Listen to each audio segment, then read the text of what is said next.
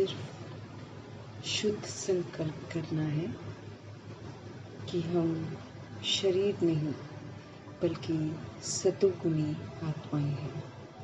ये शुद्ध संकल्प करके इस शुद्ध संकल्प का सहयोग विश्व की सभी आत्माओं को देना है।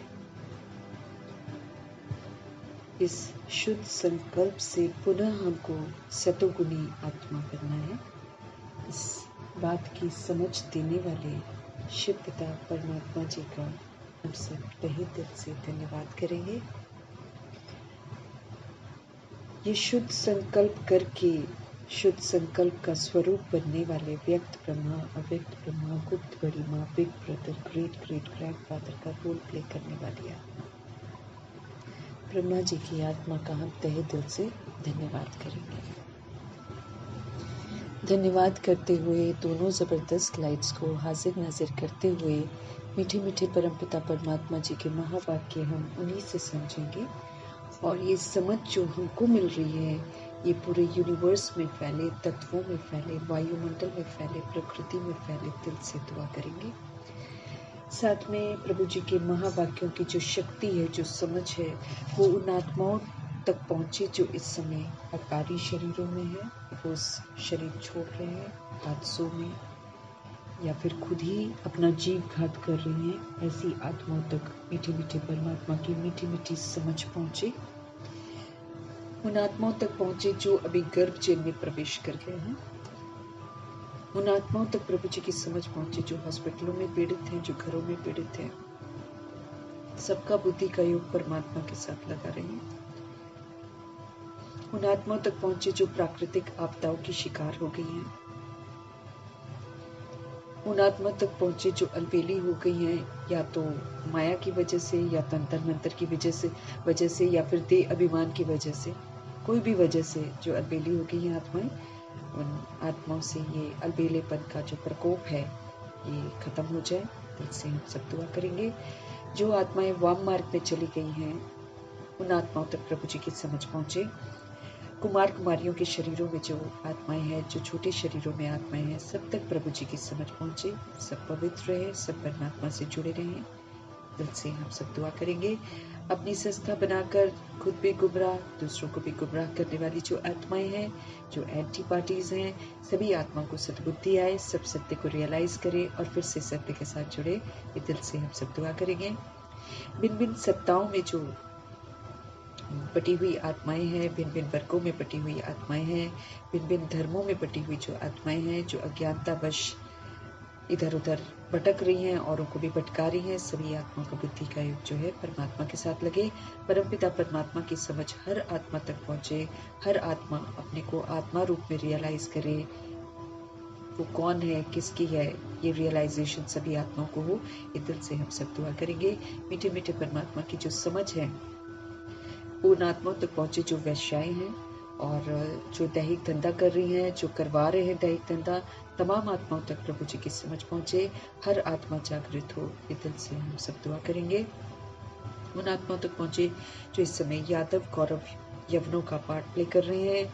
वो आत्माएं जो अत्याचार भ्रष्टाचार कर रहे हैं, जो अंग तस्करियाँ कर रहे हैं, एक दूसरे को मार रहे हैं, सभी आत्माओं को सद्बुद्धि आए, सभी तक प्रभु जी की समझ पहुँचे। सभी तरह की हिंसाएं जो है, सब आत्माओं के मन बुद्धि में जो हिंसाएं भरी हुई हैं, वो हिंसाओं से मुक्त हो।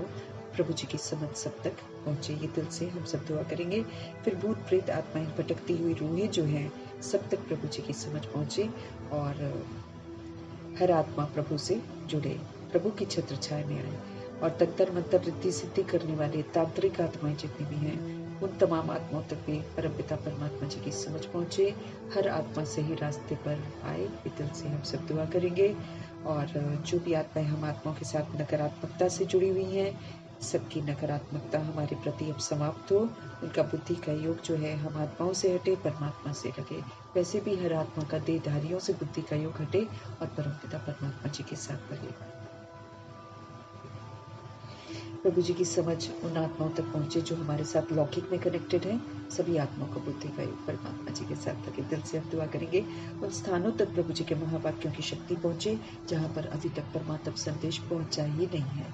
किसी को मालूम ही नहीं है, ऐसी जगहों तक भी मेरे मीठे मीठे बाबा की मीठी मीठी समझ की लहर पहुँचे, हर आत्मा को प्रभु आकर्षण हो, हर आत्मा प्रभु को ढूंढे और फिर जहाँ प्रभु का स्थान है वहाँ तक ज़रूर पहुँचे। ये दिल से हम सब दुआ करेंगे।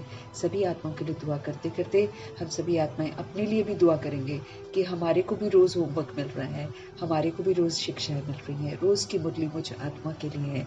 तो मैं आत्मा भी मुरली पर पूरा ध्यान दूँ, आत्मिक दृष्टि से सुनते हुए समझते हुए फिर आत्मा को ही सारी धारणा करनी है।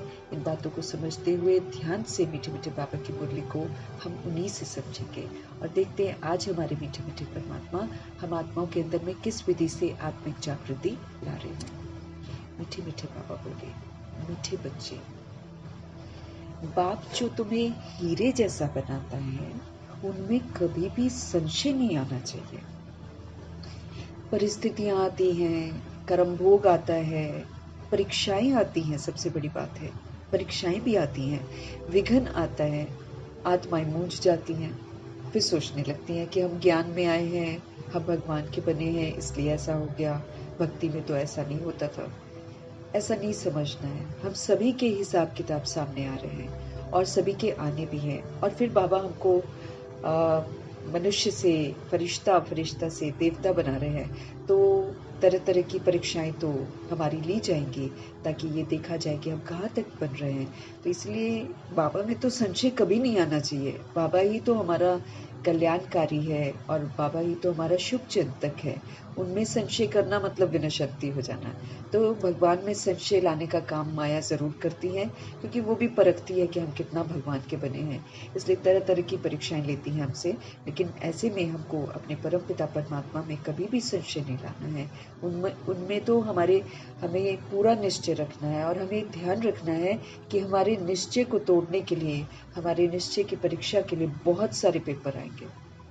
लेकिन बाबा ने हमेशा हमको बोला है आप हिम्मत रखना, एक पर्टिकुलर टाइम तक जब तक परीक्षा हो रही है मैं तुम्हारी मदद नहीं कर सकता हूँ, लेकिन अगर तुम हिम्मत कायम रखोगे तो उसके बाद मैं तुम्हारा हाथ जरूर थाम लूंगा। तो ऐसे सच्चे सच्चे परमपिता परमात्मा जी का हम तहे दिल से धन्यवाद करेंगे कि वो हमारी जिंदगी में आए हैं और जब वो जिंदगी में आए हैं तो उनका दामन कभी नहीं छोड़ना है, उनके साथ साथ रहना है, साथ साथ चलना है, इसी में कल्याण है। बाकी दुनिया का कोई भी देधारी हमको धोखा जरूर देगा, लेकिन एक परम पिता परमात्मा ही है जो हमारे सच्चे साथी हैं। इसलिए सर्व संबंधी परम पिता परमात्मा को बनाकर उनमें अटूट विश्वास रखते हुए उनकी ही श्रीमत पर हमको चलना है। तो मीठे मीठे बाबा हम आत्मा को समझ दे रहे हैं। मीठे बच्चे, बाप जो तुम्हें हीरे जैसा बनाते हैं। बाबा तो हमारे ऊपर से जितने दाग लगे हुए हैं, दे भान के, दे अभिमान के, काम क्रोध लोभ मोह अहंकार के, सब तरह की हिंसाओं के जो दाग लग रखे हमारे ऊपर, भगवान तो हमें उन दागों से मुक्त कर रहे हैं। अब ऐसे दागों से मुक्त करने वाले परम पिता परमात्मा जो हमको बेदाग हीरा बना रहे हैं, ऐसे ही बाबा पर तो कभी भी संशय नहीं करना है, कभी भी नहीं करना है।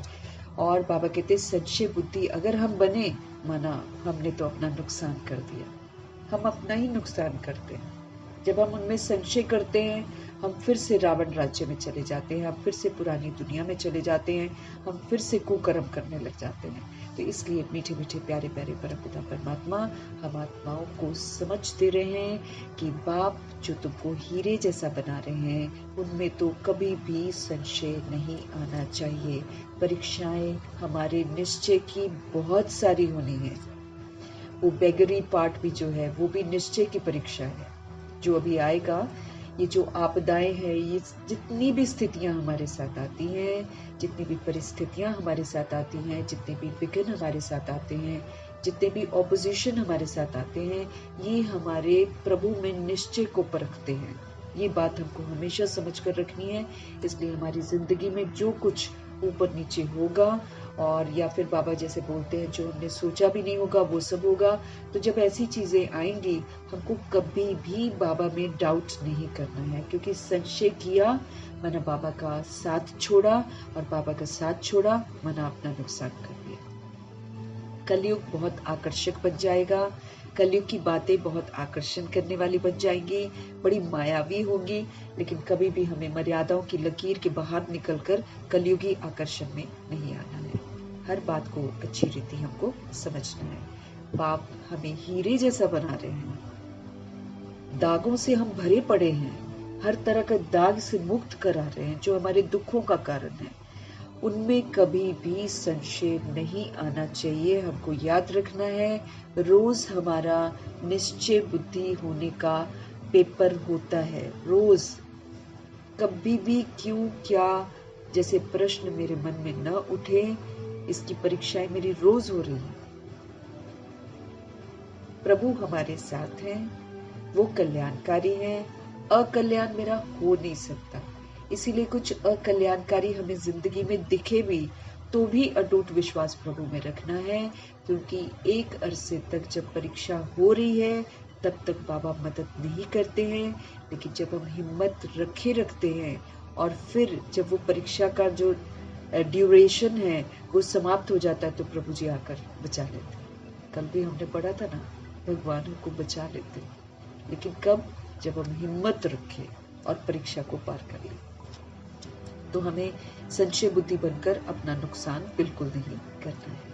आज का प्रश्न है, मनुष्य से देवता बनने की पढ़ाई में पास होने का मुख्य आधार क्या है?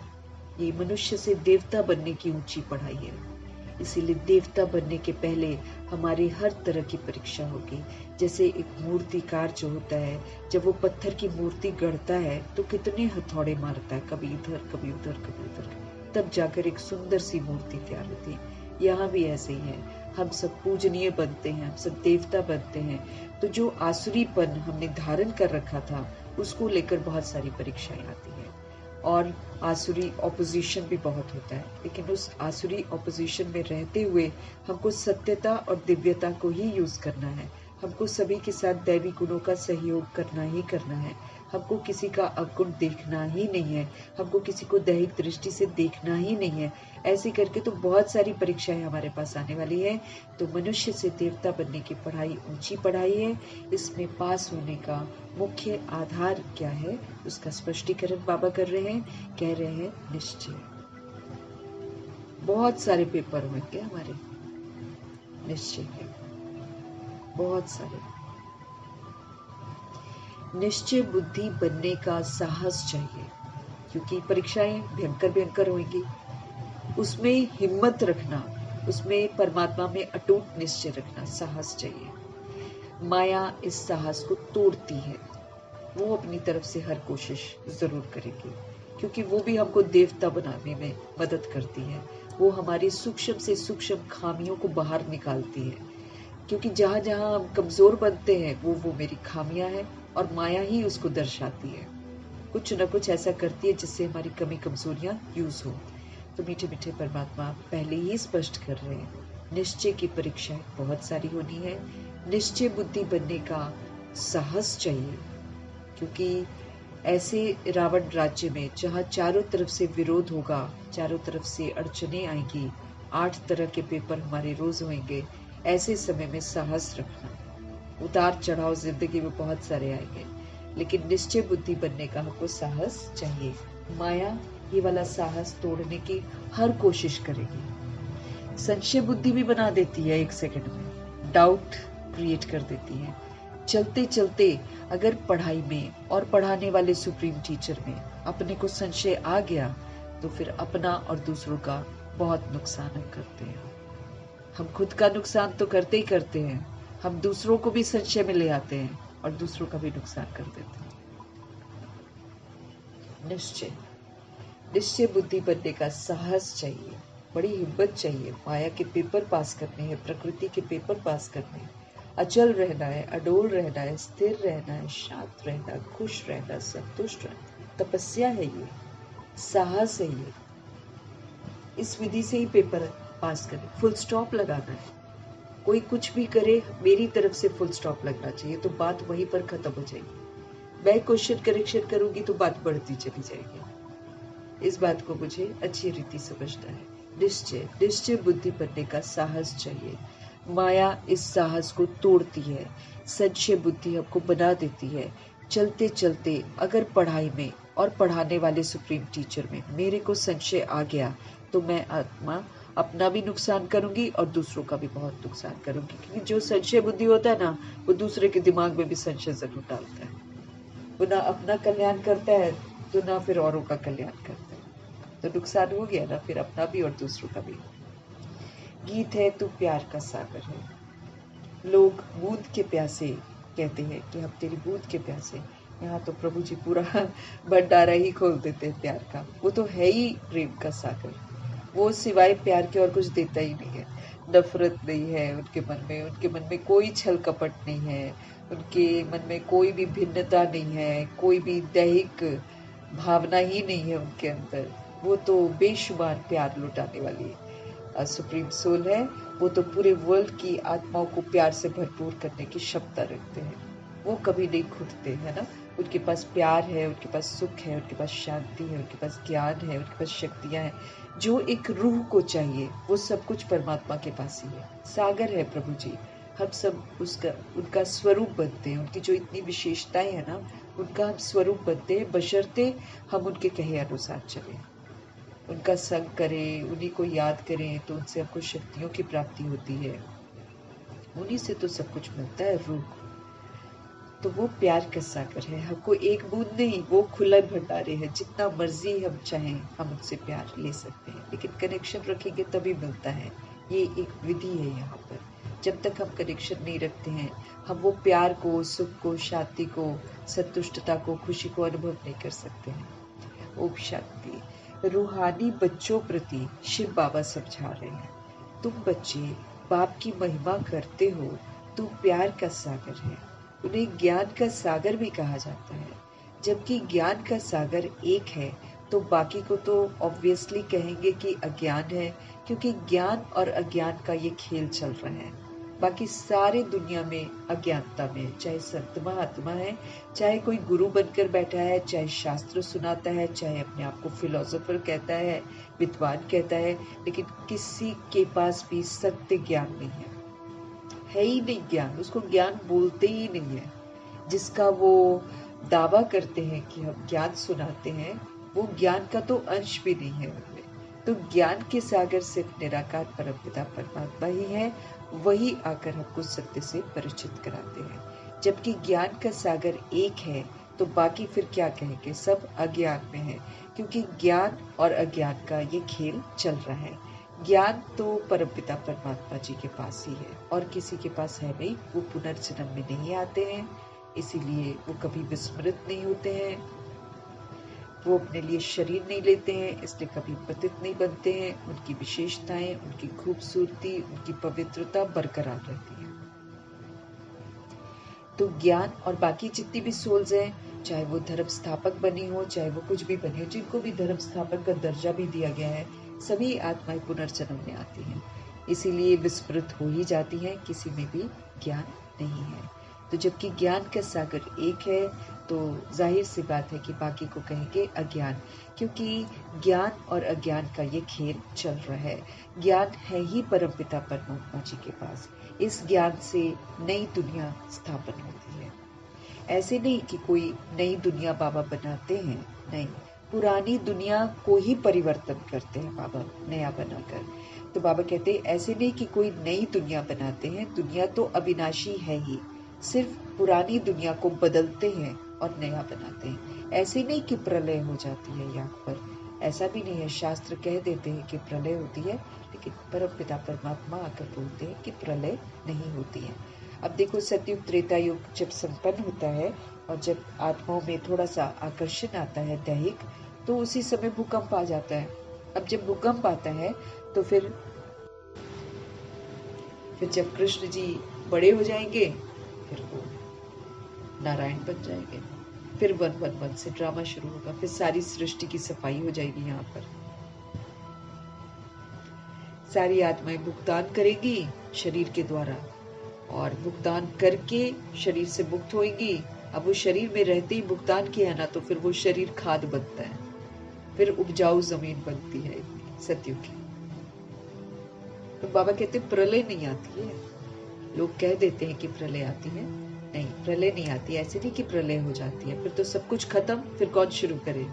भगवान पहले ही आकर पुरानी दुनिया में एक छोटा सा संगम युग, उसमें बाबा आते हैं और उसी समय जो आत्माएं भक्ति पूरी कर चुकी होती हैं उनको भक्ति का फल देते हैं, उनको जागृत करते हैं और फिर नई दुनिया की स्थापना ब्रह्मा जी के द्वारा करवाते हैं। फिर ब्रह्मा जी के थ्रू ब्राह्मणों को भी रचते हैं। तो शूद्र जीवन से ही तो पिकअप करते हैं बाबा।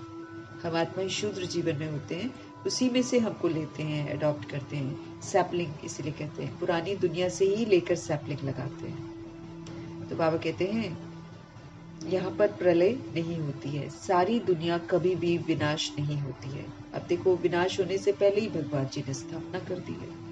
अब वहां कृष्ण जी आ जाएंगे तो प्रलय तो नहीं होगी ना। फिर वो बड़े होंगे तो फिर 111 से ये सृष्टि पूरी साफ हो जाएगी, फिर 111 से ड्रामा शुरू होगी।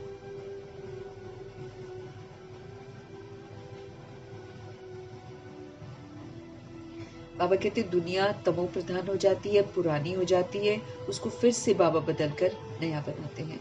बाप ने समझाया है ये पुराना घर है, ये दुनिया जो है ये पुराना घर है जिसपे तुम बैठे हो। ये बॉडी भी मेरा पुराना घर है, दुनिया भी पुराना घर है जिसपे तुम बैठे हो। जानते हो हम नए घर में अब जाएंगे, सुखधाम बाबा बना रहे हैं, वो नया घर है, वहां हम जाएंगे। जैसे पुरानी दिल्ली है ना, अब पुरानी दिल्ली मिटनी है, उसके बदले में अब नई बननी है। अब नई कैसे बनती है? बाबा कहते पहले तो उसमें रहने वाले लायक चाहिए। नई दुनिया में तो होते हैं सर्व गुणों से संपन्न, 16 कला संपूर्ण, संपूर्ण निर्विकारी, मर्यादा पुरुषोत्तम, ऐसे लोग होते हैं ना। तो नई दुनिया में तो होते ही सर्वगुण संपन्न है, संपूर्ण निर्विकारी है। तो तुम बच्चों को ये एम ऑब्जेक्ट भी है कि अब आप सर्वगुण संपन्न बनो, आप संपूर्ण निर्विकारी बनो, आप बेदाग हीरा 16 कला संपूर्ण बनो, आप मर्यादा पुरुषोत्तम बनो, आप संपूर्ण अहिंसक बनो। ये हमको एम ऑब्जेक्ट मिली हुई है सभी सोल्स को। तो बाबा कहते हैं अब पुरानी दिल्ली मिटनी है और उसके बदले अब नई बननी है। अब नई कैसे बनती है? पहले तो उसमें रहने वाले लायक चाहिए, तो बाबा लायक बनाते हैं। अभी नई दुनिया में सभी सोल्स सर्वगुणों से संपन्न, 16 कला संपूर्ण, संपूर्ण निर्विकारी होती हैं, मर्यादा पुरुषोत्तम होती हैं, संपूर्ण अहिंसक होती हैं। तो ये हम सभी आत्माओं को एम ऑब्जेक्ट मिल जाता है कि अब ऐसा बनो। पाठशाला में एम ऑब्जेक्ट तो रहती है ना, पढ़ने वाले जानते हैं मैं सर्जन बनूंगा, बैरिस्टर बनूंगा, दुनिया में जानते हैं ना। तो यहाँ तुम जानते हो कि हम आए हैं किस लिए, मनुष्य से देवता बनने। तो अब मनुष्यों वाली हरकत हमको नहीं करनी है, अब हमको दिव्यता वाली धारणाएं करनी है, सत्यता और दिव्यता को धारण करना है। क्योंकि यहाँ मेरे को संस्कार बनाने हैं और बहुत काल के संस्कार बनाने हैं, क्योंकि संस्कारों के अनुसार ही हम जन्म लेते हैं। तो मनुष्य से देवता बनने के लिए पाठशाला में एम ऑब्जेक्ट बिगड़ तो कोई बैठ न सके। अगर पाठशाला है तो साथ में एम ऑब्जेक्ट जरूर होती है। परंतु बाबा कहते हैं ये ऐसी वंडरफुल पाठशाला है जो एम ऑब्जेक्ट समझते हुए, पढ़ते हुए फिर भी पढ़ाई को छोड़ देते हैं। बाबा कहते हैं वंडरफुल बात है। बाबा सबको अडॉप्ट भी करते हैं, अपना भी बनाते हैं, फिर बचने की विधियां भी बताते हैं, प्यार भी बेशुमार देते हैं, जो आत्मा को चाहिए वो सब कुछ देते हैं। एम ऑब्जेक्ट भी सब लोग समझते हैं कि हमको लक्ष्मी नारायण के घराने में जाना है, तो हमको सर्व गुणों से संपन्न बनना है, 16 कला संपूर्ण बनना है। एम ऑब्जेक्ट को भी समझते हैं, फिर भी बाबा कहते पढ़ते हुए फिर भी पढ़ाई को छोड़ देते हैं। समझते हैं ये रॉन्ग पढ़ाई है, हाँ ऐसा भी सोचती है आत्माएं। समझते हैं ये रॉन्ग पढ़ाई है, अच्छी अच्छी बातें भगवान सिखाते हैं उसको भी रॉन्ग समझ लेती है आत्माएं। ये एम ऑब्जेक्ट है नहीं, ऐसे कभी हो ही नहीं सकता है। सच से क्या आ जाता है, मनुष्य से देवता ओहो बन ही नहीं सकते, ये तो हो ही नहीं सकता। पढ़ाने वाले में भी संशय आ जाता है, सुप्रीम टीचर परमपिता परमात्मा में भी संशय आ जाता है। उस पढ़ाई में तो पढ़ नहीं सकते हैं, अथवा पैसा नहीं है, हिम्मत नहीं है, तो पढ़ना छोड़ देते हैं। दुनिया वाली पढ़ाई में सपोज करो अगर पैसा नहीं है, हिम्मत नहीं है, तो पढ़ना छोड़ देते हैं। ऐसे तो नहीं कहेंगे कि बैरिस्ट्री की नॉलेज ही रॉन्ग है, है कि नहीं। बाकी दुनिया की बात बाबा कर रहे हैं कि दुनिया की बातों में अगर हम चले जाएं तो वहाँ पढ़ाई जब होती है तो उस पढ़ाई में क्या करते हैं, अगर उनके पास पैसा नहीं होता है, अगर उनके पास हिम्मत नहीं होती है पढ़ने की, तो छोड़ देते हैं कि भाई हमारे पास पैसा नहीं है। पर बाबा कहते हैं ऐसा तो कोई नहीं कहता कि बैरिस्ट्री की नॉलेज ही रॉन्ग है, पढ़ाने वाला ही रॉन्ग है, ऐसा तो नहीं बोलते। यहाँ तो खुद तो चलेंगे नहीं, खुद संशय में आ जाएंगे, खुद को कलयुग पसंद आ जाएगा, और जब कलयुग को पसंद आ जाएगा, कलयुग पसंद आ जाएगा तो फिर क्या करते हैं, सिर्फ उतना ही नहीं, पढ़ाई नहीं छोड़ते हैं, बल्कि ये दुनिया को बता देते कि पढ़ाई ही रॉन्ग है, यहाँ पढ़ाने वाला ही रॉन्ग है, ऐसे बोल देते हैं। यहाँ तो मनुष्य की वंडरफुल बुद्धि है, बाबा कहते हैं। बाबा का बच्चा बनते हैं, कितनी सारी पालना लेते हैं, पालना लेने के बाद भी विपरीत बुद्धि बन जाती है ना। प्रीत के साथ नहीं पढ़ते, और फिर अभी जो परीक्षाएं आती हैं उसमें तो बिल्कुल ही संशय कर लेते हैं। अब परीक्षाएं तो बहुत भयंकर आएंगी, वो बाबा थोड़ी करा रहे हैं परीक्षा, वो तो हम सही राह पर चलते हैं और अच्छी अच्छी धारणा करते हैं, अगर करने की कोशिश करते हैं तो उसी का पेपर तो होएगा ही ना, तभी तो पता चलेगा हमें अपनी खामियों के बारे में। तो वो तो पेपर हमारा ड्रामा लेता है, माया लेती है, यमदूत लेते हैं, है ना, ये करते, प्रकृति हमारा पेपर लेती है, बाबा थोड़ी लेते हैं। बाबा तो अच्छी अच्छी पढ़ाई पढ़ाते हैं, वो तो हमारे सदा हित में सोचते हैं। एक बाप ही तो है जो हमको जानते हैं, और एक बाप ही तो है जो हम आत्माओं को सही दिशा दिखाते हैं, और कोई दिखाता है। शरीर के बाप को तो सत्य मालूम नहीं है, तो कहाँ से हमको सत्य बताएंगे। एक यही तो सच्चे परम पिता परमात्मा है जो हमारे सच्चे हितैषी हैं। हम आत्माओं के दिल को जानते हैं, समझते हैं, हम आत्माओं के हित में सोचते हैं। तो बाबा के दुनिया में तो ऐसे नहीं बोलते, यहाँ तो बच्चे छोड़ते हैं तो भगवान की पढ़ाई को ही गलत कह देते हैं और भगवान को ही गलत कह देते हैं। मनुष्यों की वंडरफुल बुद्धि है, पढ़ाई में संशय पड़ जाता है, कह देते हैं पढ़ाई रॉन्ग है, भगवान तो यहाँ पढ़ाते ही नहीं है, बादशाही आदि ये सब कुछ नहीं करती है, फालतू की बातें। अब जो दूसरे टाइप की आत्माएं होंगी, या फिर किसी को जैसे वाम मार्ग में ही जाना होगा, तो वो इस तरह की बातें करते हैं, तभी तो वाम मार्ग में जाते हैं, कुछ ना कुछ कहीं ना कहीं बोलेंगे ही बोलेंगे, तभी तो छोड़ेंगे ना पढ़ाई।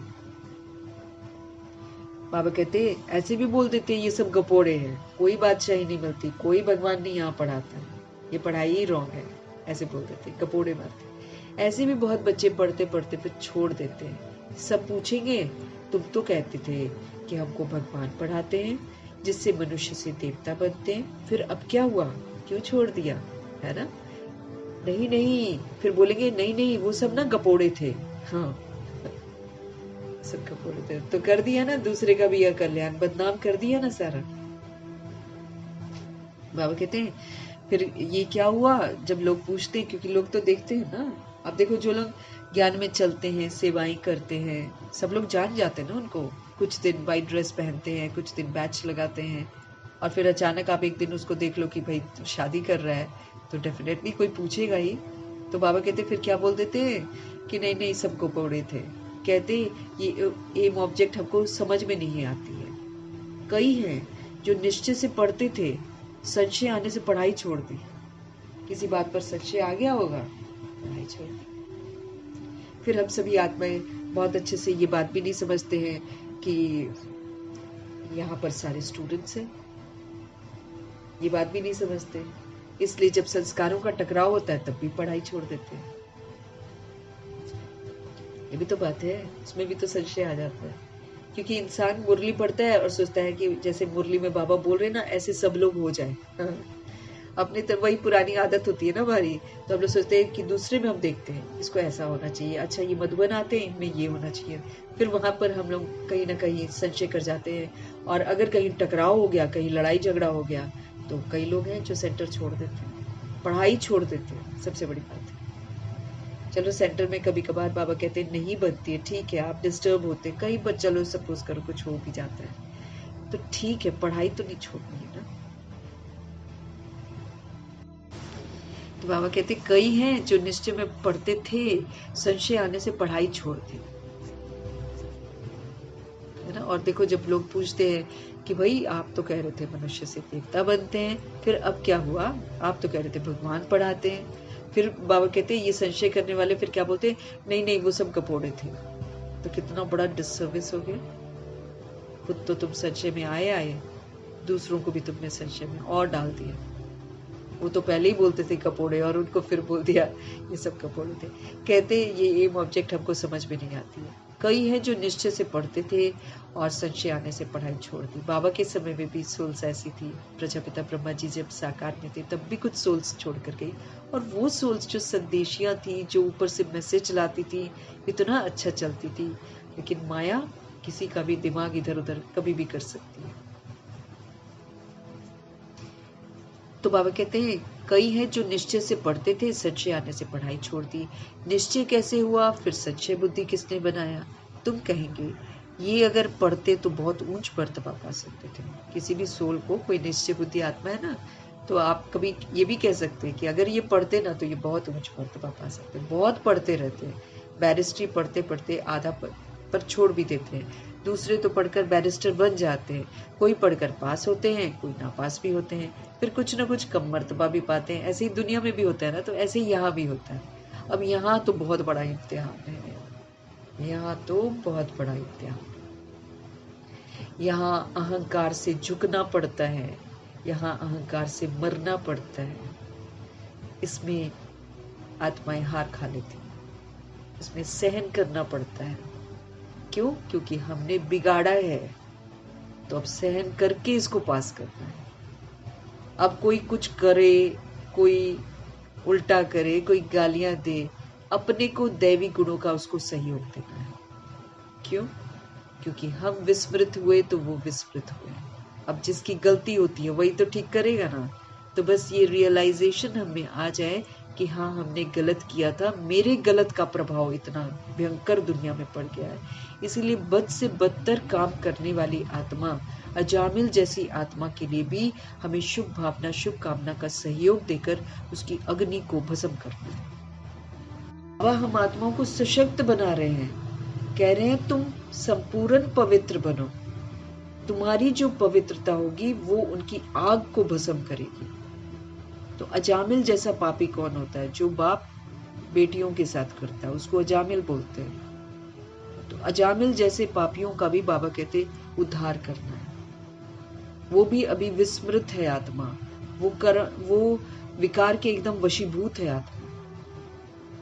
तो चूंकि वाम मार्ग में जाने वाली आत्माएं पहले देवकुल की आत्माएं होती, इसलिए देवकुल की आत्माएं पूर्वज आत्माओं पर सारा जिम्मेवारी है कि पवित्र बनकर पवित्र बनाओ सबको, भस्म करो उनकी। हम क्यों क्या कैसे कर नहीं सकते? आग लग गई है विकारों की आग लग गई है। तो बाबा कह रहे हैं कि ये तो बहुत बड़ा इम्तिहान है हमारा, छोटा मोटा इम्तिहान थोड़ी हो गए हमारे। कोई कैसा भी हो, हमको दैवी गुण ही यूज करने हैं, हमको सत्यता यूज करनी है, हमको दिव्यता यूज करनी है। हम कुछ आनाकानी नहीं कर सकते।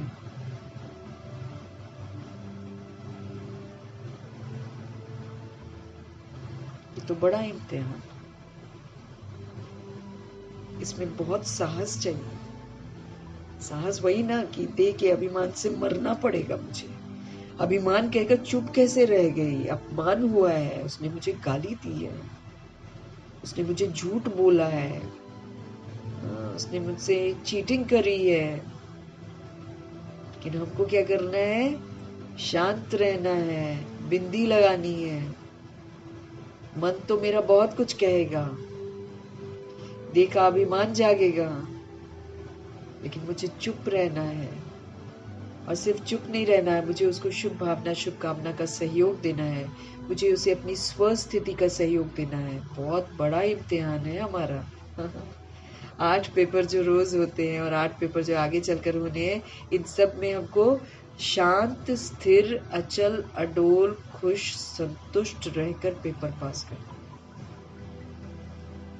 साहस चाहिए,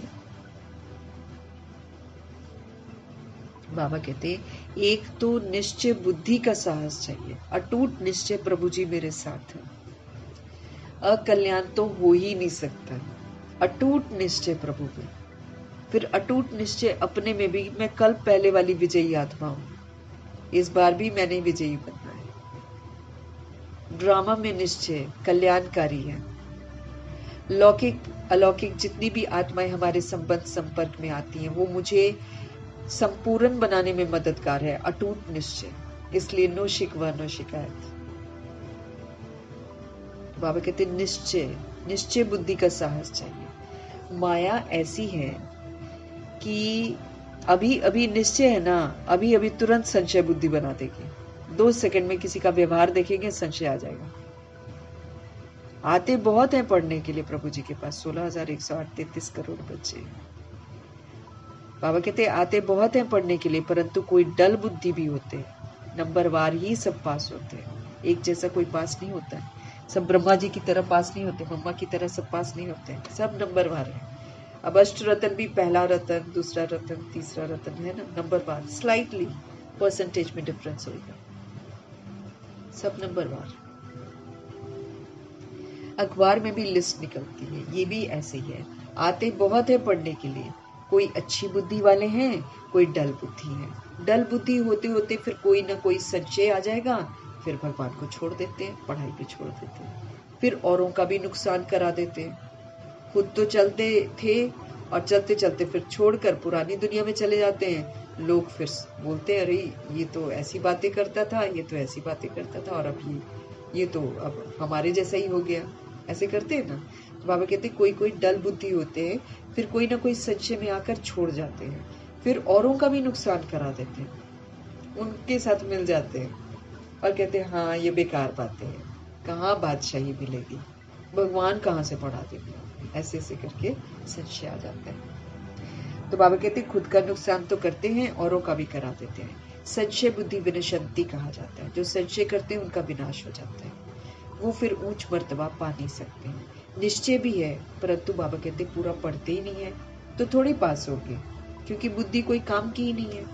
हमको तो पूरा पढ़ना है ना, जो पढ़ाई छूट गई है उसको भी पढ़ना है। अव्यक्त मुरलियां जो हैं, जितनी भी अव्यक्त मुरलियां, ये हमको अव्यक्त बनने की विधि बताती हैं।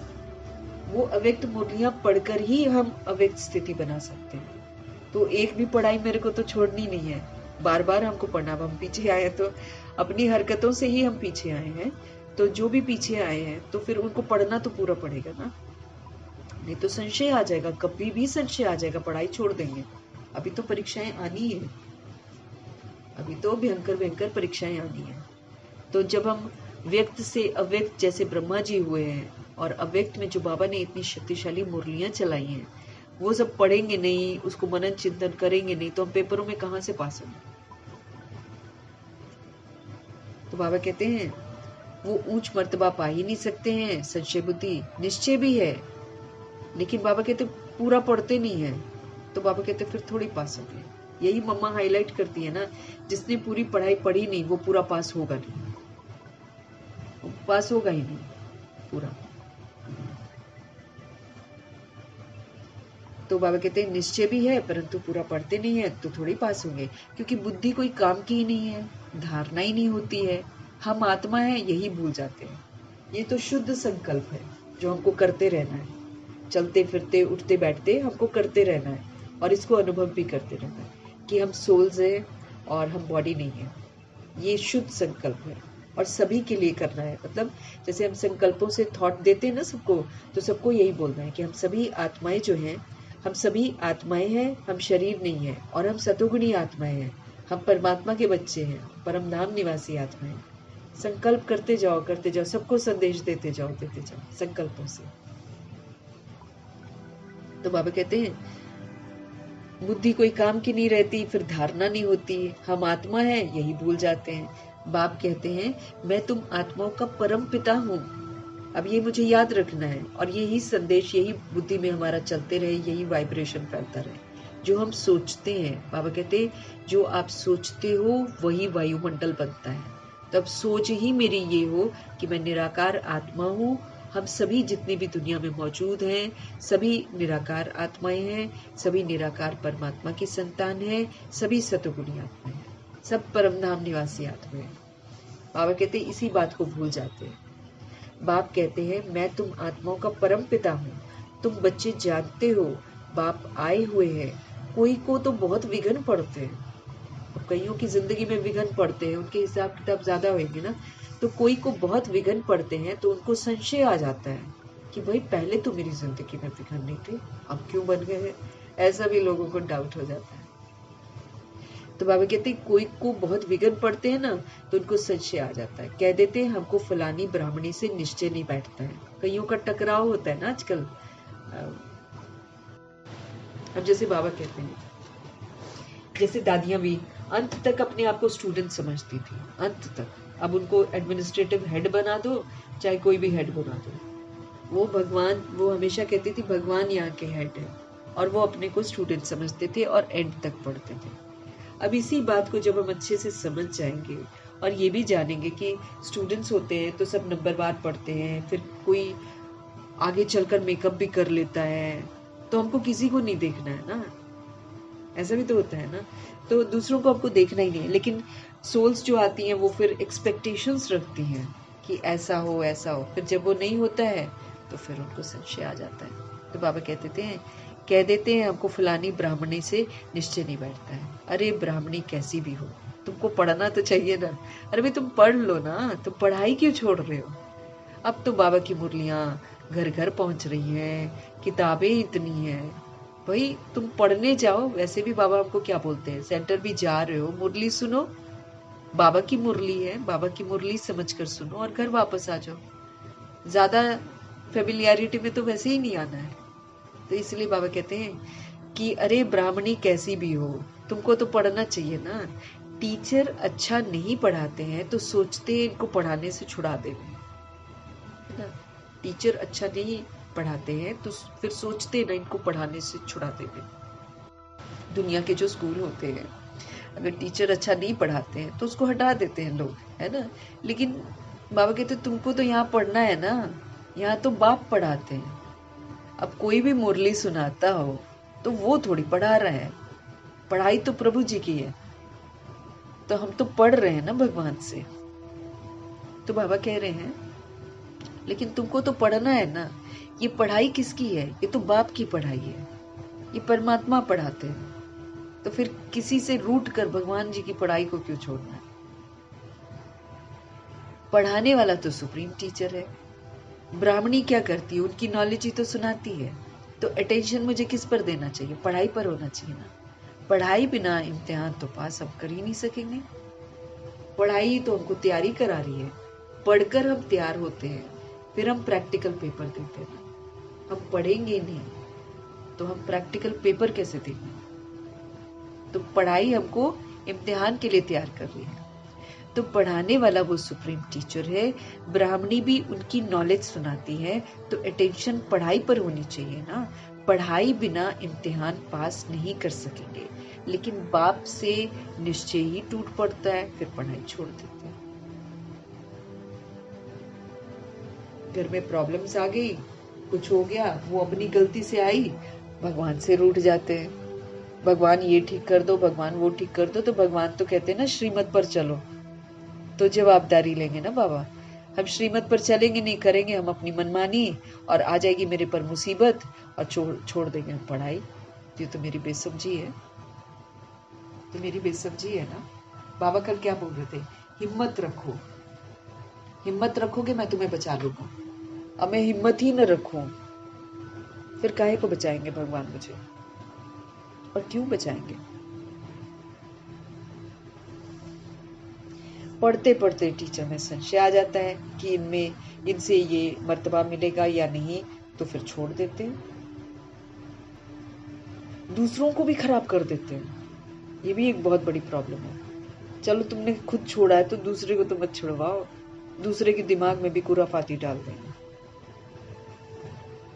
तो पढ़ते पढ़ते टीचर में संशय आ जाता है कि इनसे ये मर्तबा मिलेगा या नहीं, तो फिर छोड़ देते हैं और दूसरों को भी खराब कर देते। क्यों, फिर ग्लानि करने से और ही नुकसान कर देते, और भगवान की ग्लानि करके क्या कर लोगे?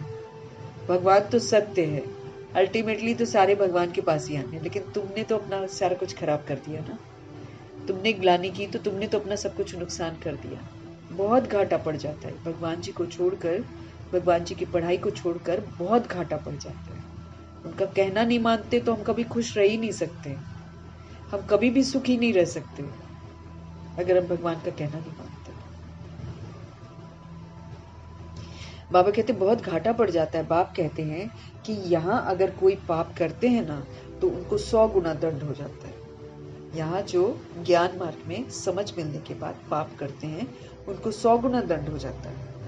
एक निमित्त बनता है और बहुतों को खराब कर देता है, तो फिर इसीलिए 100 गुना दंड बनता है ना। एक बार बाबा ने, पहले मुझे समझ में नहीं आता था कि ये एक का 100 गुना कैसे होता है। तो जैसे जैसे हम ज्ञान में आगे चलते हैं, जैसे जैसे हमको समझ मिलती है, वैसे वैसे जो हम गलतियां करते हैं उसकी फिर एक का 100 गुना करेंगे हम। एक गलती मिलती है 100 की सजा, क्योंकि 100 ने मेरे को कॉपी किया है। अब वो तो अनजाने में कॉपी करते हैं, उनकी सजा फिर मुझे खानी पड़ती है। ऐसे ही 1000, ऐसे ही लाख गुना। तो बाबा हमको स्पष्ट कर रहे हैं, एक निमित्त बनता है बहुतों को खराब करने के लिए। हम गलत करते हैं तो बहुत लोग गलत करते हैं। तो जो कुछ पुण्य आत्मा बना फिर पाप आत्मा बच जाता है। कभी बने भगवान के तो पुण्य किया कोई भी, वो फिर पाप आत्मा बन जाता है।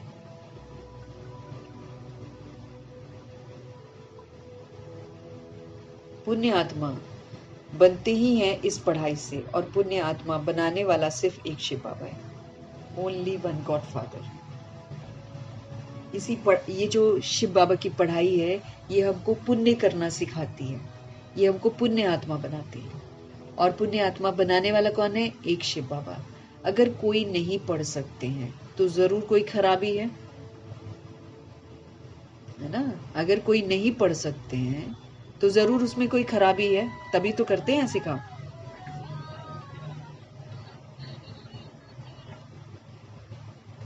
तभी तो करते हैं पुट्ठे काम।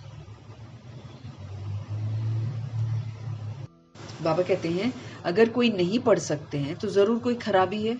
बस कह देते हैं फिर जो नसीब, हम क्या करें, क्या करें, हमारे नसीब में ऐसे।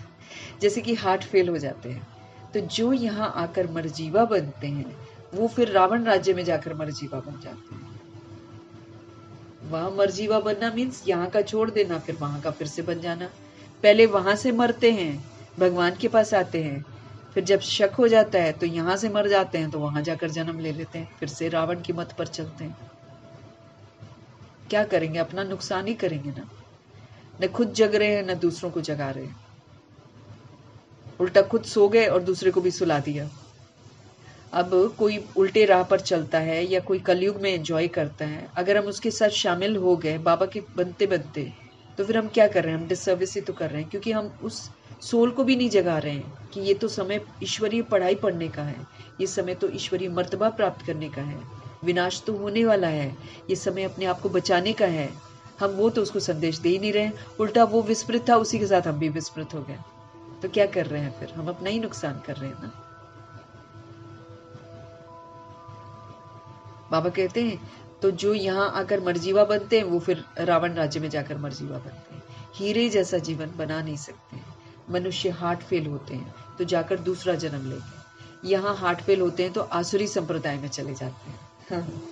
यहाँ अगर हार्ट फेल किसी का होता है, यहाँ पर हार्ट फेल का मतलब ये नहीं होता है कि हम बॉडी से मर जाते हैं, लेकिन यहाँ पर हार्ट फेल होता है कि दूसरी दुनिया में चले जाते हैं। चलो बाबा कहते हैं वहां तो हार्ट फेल होएगा, मर जाएगा, दूसरा जन्म लेगा।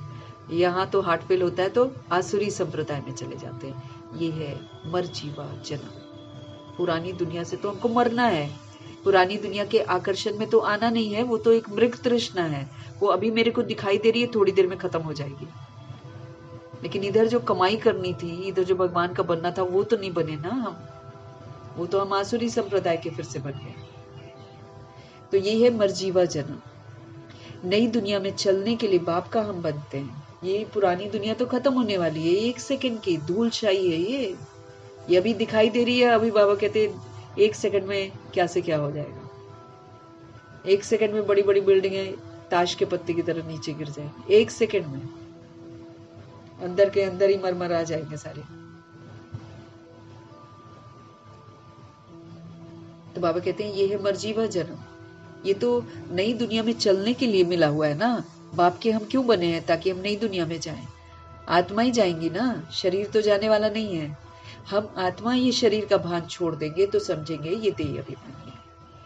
हमको सबसे पहले ये देह का भान छोड़ना है। ये बड़ा बेईमान है, ये भगवान का बनने नहीं देता, ये बॉडी में ही फंसा के रखता है। बॉडी भी खत्म हो जाएगी, पुरानी दुनिया भी खत्म हो जाएगी। फिर बताओ आत्मा अकेली खड़े होकर क्या बोलेगी धर्मराज को कि मैंने बॉडी को देखा, मैंने बॉडी को बनाया, मैंने बॉडी की दुनिया देखी, ये बोलेंगे क्या?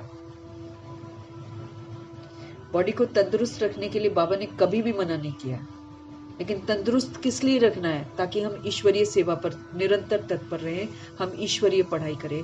बॉडी इसलिए बनाते हैं, बॉडी इसलिए नहीं बनाते हैं कि हम सारा दिन अपना जो कलयुग की दुनिया देखें। वो तो हम बहुत पाप कर रहे हैं, हम आंखें अपनी क्रिमिनल बना रहे हैं। जो हम देख रहे हैं वही हम करेंगे, ये हमको समझ जाना चाहिए, क्योंकि हमको क्लीन होकर वापस घर जाना है। बिना क्लीन हुए हम वापस घर नहीं जाएंगे। जितना किचड़ा हम अंदर लेकर जा रहे हैं, उस सारा का सारा किचड़ा मेरे सामने इमर्ज होगा। जो भी देख रहे होंगे, जो भी हम सोच कर रख रहे होंगे, वही कर्म हम करेंगे। बड़ा खतरनाक सिस्टम है। ये जो रिकॉर्डिंग होती है वही रिकॉर्डिंग इमर्ज होगी, उसको खत्म किया जाएगा, फिर प्योर बनेगी, फिर सोल जाएगी ऊपर। तो आत्मा जाएगी ना। हम आत्मा ये शरीर का भान छोड़ देंगे तब कहा जाएगा देही अभिमानी। अभी तो हमको देही अभिमानी का टाइटल लेना है। शुद्ध अभिमान की मैं आत्मा हूं, परमात्मा का मैं बच्चा हूं, शुद्ध अभिमान। तो देही अभिमानी बनना है। हम और चीज हैं, शरीर और चीज है, इस अंतर को समझना है। मैं आत्मा अविनाशी हूं, शरीर मेरा विनाशी है। ये महज एक बॉक्स है, ये महज एक इंस्ट्रूमेंट है जिसको हम पार्ट बजाने के लिए यूज करते हैं। ये ड्रामा की ड्रेस है। मैं सोल, मैं बिल्कुल अलग हूं। मुझ सोल ने इस ड्रेस को लेकर बहुत सारे पार्ट बजाए। अब सारे पार्ट मैंने द्वापर युग कलयुग से उल्टे बना लिए, इसलिए ड्रामा मुझे सजा देगा, प्रकृति मुझे सजा देगी। अब रहम दिल परमपिता परमात्मा मुझे बचाने के लिए आए। कहते हैं इसी ड्रेस में रहते हुए अब सतोगुणी पाठ बजाओ, अब सतयुगी देव आत्मा का पाठ बजाओ, तो तुम नई दुनिया में चले जाओगे। ये बाबा अभी हमको समझ देते हैं। तो मरजीवा जन्म है, ये नई दुनिया में चलने के लिए मिला हुआ है। हम नई दुनिया में चलने के लिए बाप के बनते हैं। पुरानी दुनिया खत्म हो जाएगी। अपने आप को समझाना है हम बाप के किस लिए बने हैं, नई दुनिया में जाने के लिए। तो नई दुनिया के संस्कार मेरे को बनाने हैं। तो बाबा क्या बोल रहे हैं? आत्मा ही जाएंगी ना, बॉडी तो जाएगी नहीं, जो कि हम बॉडी के पीछे पड़े रहे। वो तो अभी आत्मा निकली तो बॉडी बेकार, एकदम बेकार, कुछ नहीं कर पाती है। ऐसे ही गर्दन इधर उधर मुड़ जाती है, हाथ इधर उधर मुड़ जाती है। ये तो देह का अभिमान आ गया है आत्मा को, वरना बॉडी तो कुछ भी नहीं है, महज एक इंस्ट्रूमेंट है। इसी के चक्कर में इंसान भागे जा रहा है। नई दुनिया में चलने के लिए बाप का बनते हैं, आत्माएं जाएंगी ना। हम आत्मा ये शरीर का भान छोड़ देंगे तो समझेंगे कि ये देही अभिमानी है। हम और चीज है, मतलब हम आत्मा और चीज है, शरीर और चीज है। अब शरीर समझते रहेंगे तो भाई हम बहुत कमजोर हो जाएंगे। अगर हम शरीर समझेंगे तो शरीर समझेंगे तो शरीरों को ही देखेंगे और शरीरों की दुनिया को ही देखेंगे और शरीर के लिए ही सब कुछ करेंगे। शरीर के लिए ही खाएंगे, शरीर के लिए ही सोएंगे, शरीर के लिए ही उठेंगे, शरीर के भान में सब कुछ करेंगे। भाई वो तो बहुत बड़ा घाटा हो जाएगा हमें। फिर तो हम ईश्वरीय पढ़ाई नहीं पढ़ सकते, फिर तो हम अमृत वेला नहीं कर सकते, फिर तो हम कुछ भी नहीं कर सकते। हमारे पाप हमारे सिर पर रह जाएंगे। फिर कल को मुसीबत आएगी, बोलेंगे भगवान हम तो ज्ञान में चल रहे थे, हम तो सेवा भी कर रहे थे, फिर पता नहीं हमारे साथ कैसे हुआ। ये जो श्रीमत की अवज्ञाएं कर रहे हैं, ये श्रीमत की अवज्ञा करके बाबा क्या बोल रहे हैं? तुम एक गलती कर रहे हो, तुम 100 जने तेरे को कॉपी कर रहे हैं, वो 100 जनों की सजा तुम्हें ही मिलेगी। इसीलिए हमारी सजाएं भयंकर होती हैं। अब बाबा तो हर बात हमको बताते हैं। हम सभी पाप आत्मा बन गए हैं, अभी बाबा पुण्य आत्मा बना रहे हैं। और अगर हम पुण्य करते हैं तो बहुत सारे लोगों को वैसा बनाते हैं, अगर हम पाप करते हैं तो हम बहुत सारे लोगों को पाप आत्मा बनाते हैं। अब उन पाप आत्माओं की सजा भी मुझे मिलती है। तो देह के अभिमान में रहेंगे तो हम तो सोए रहेंगे आराम से, वो तो माया की लोरी सुनेंगे, देहधारियों के हाथ का खाएंगे। जो ज्ञान में नहीं चलती हैं सोल्स, जो मुरलियां नहीं पढ़ती हैं, उनका खाना खाएंगे तो हम तो सोएंगे ही सोएंगे। तो मेरे को तो अपनी फिक्र होनी चाहिए। ऐसी आत्माएं मेरे साथ थोड़ी खड़ी होंगी जब मुझे सजा मिलेगी। या तो पूरा पावरफुल रहो, बाबा की यादों में रहो, बाबा की याद में खाना खाओ, पूरा पावर दो उसके अंदर, या तो फिर खुद खाना बनाकर खाओ। नहीं तो पाप रह जाएंगे और बुरी दशा हो जाएगी, बहुत बुरी दशा होने वाली है। अभी हम सुन नहीं रहे हैं, विनाश शुरू हो गया है। अगर अभी भी आंखें नहीं खुली हुई हैं और हम अपने मस्ती में चल रहे हैं तो फिर सोच लेना चाहिए कि हश्र क्या होगा। सब दुखों के पहाड़ एक साथ टूटेंगे। कौन मदद करेगा? क्योंकि हमने बाबा से तो मदद ली नहीं है, हमने तो अपनी मन मर्जियां करी हैं। तो फिर मन मर्जियां हमारे सामने आएंगी। तो आत्मा अलग है, शरीर अलग है। हम और चीज हैं, शरीर और चीज है। एक शरीर छोड़ दूसरा लेते हैं तो जरूर अलग चीज हुई ना। अब हम आत्मा हैं, एक बॉडी ली है हमने, 63 बॉडीज बॉडी कॉन्शियस होकर ली हुई है। धीरे धीरे देह का भान, देह का आकर्षण, उसकी वजह से हम गर्भ जेल में घुसे।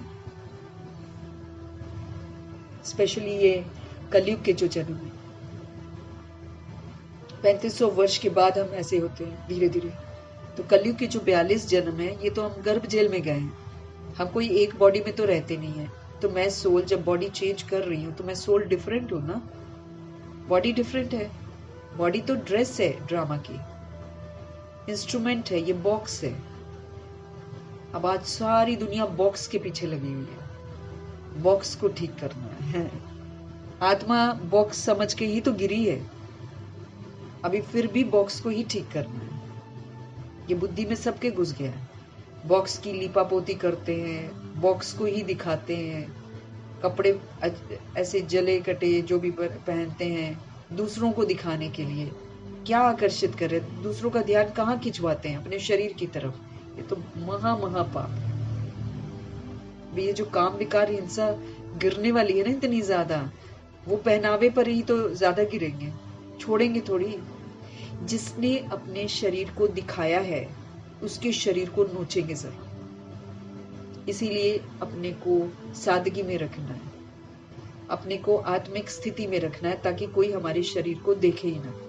अब ब्रह्मा जी क्या करते थे, उनके पास कोई भी बॉडी कॉन्शियस आता था अशरीरी हो जाता था, वो बॉडी को देखता ही नहीं था, वो खुद ही अशरीरी हो जाता था। हमको ऐसा बनना है, इसी में सेफ्टी है, अदरवाइज तो खतरा ही खतरा है।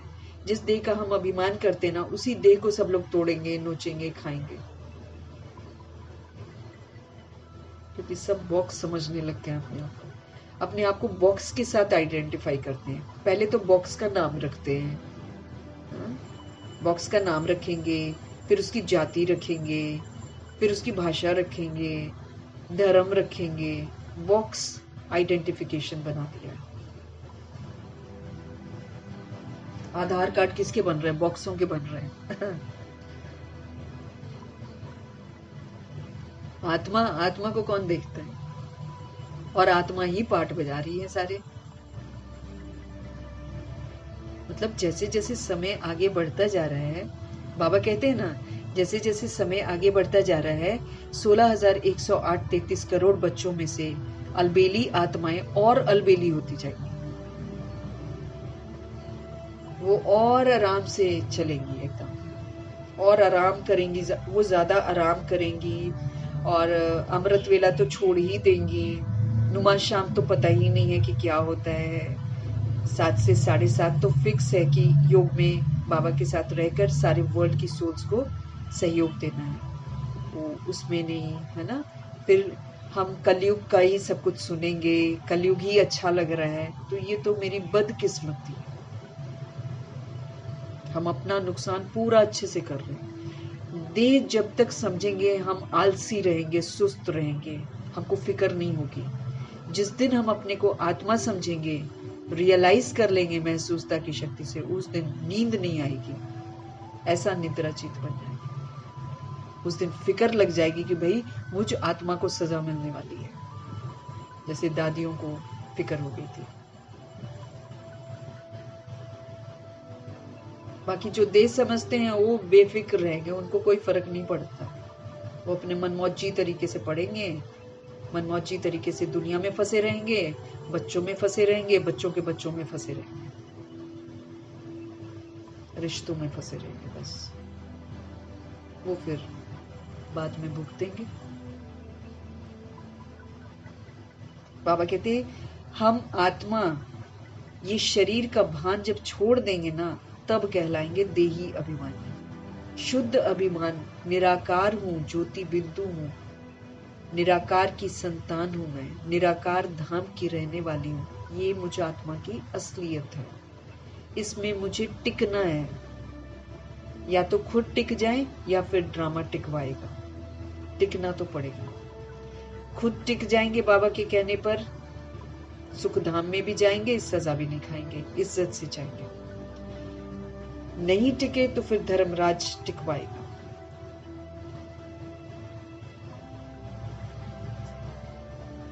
तुम समझते हो हम आत्माएं श्रीमत पर इस भारत में स्वर्ग की स्थापना कर रहे हैं। कितनी ऊंची ऊंची जिम्मेवारियां हैं पूर्वज आत्माओं की।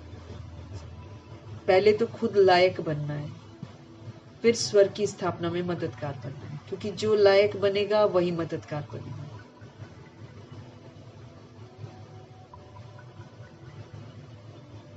तो हमको याद रखना है, हम आत्माएं श्रीमत पर इस भारत में स्वर्ग की स्थापना कर रही हैं। ये मनुष्य को देवता बनाने का हुनर सीखना होता है। पहले बनना है, फिर औरों को सहयोग देना। कैसे? दिव्यता से, सत्यता से, फिर उनको अच्छा लगेगा, फिर वो भी बनेंगे। ऐसे बनाते हैं। ये नहीं कि जाकर हम सुनाएंगे कुछ, नहीं, हम जो दिव्यता और सत्यता है ना, उसको अपने आचरण में लाएंगे। ये जो आचरण है, ये जो हुनर है आचरण में लाकर दिखाने का, ये दूसरी आत्माओं को सिखाएगा। तो ये मनुष्य को देवता बनाने का हुनर हमको सीखना होता है। ये भी बच्चों को समझाया है।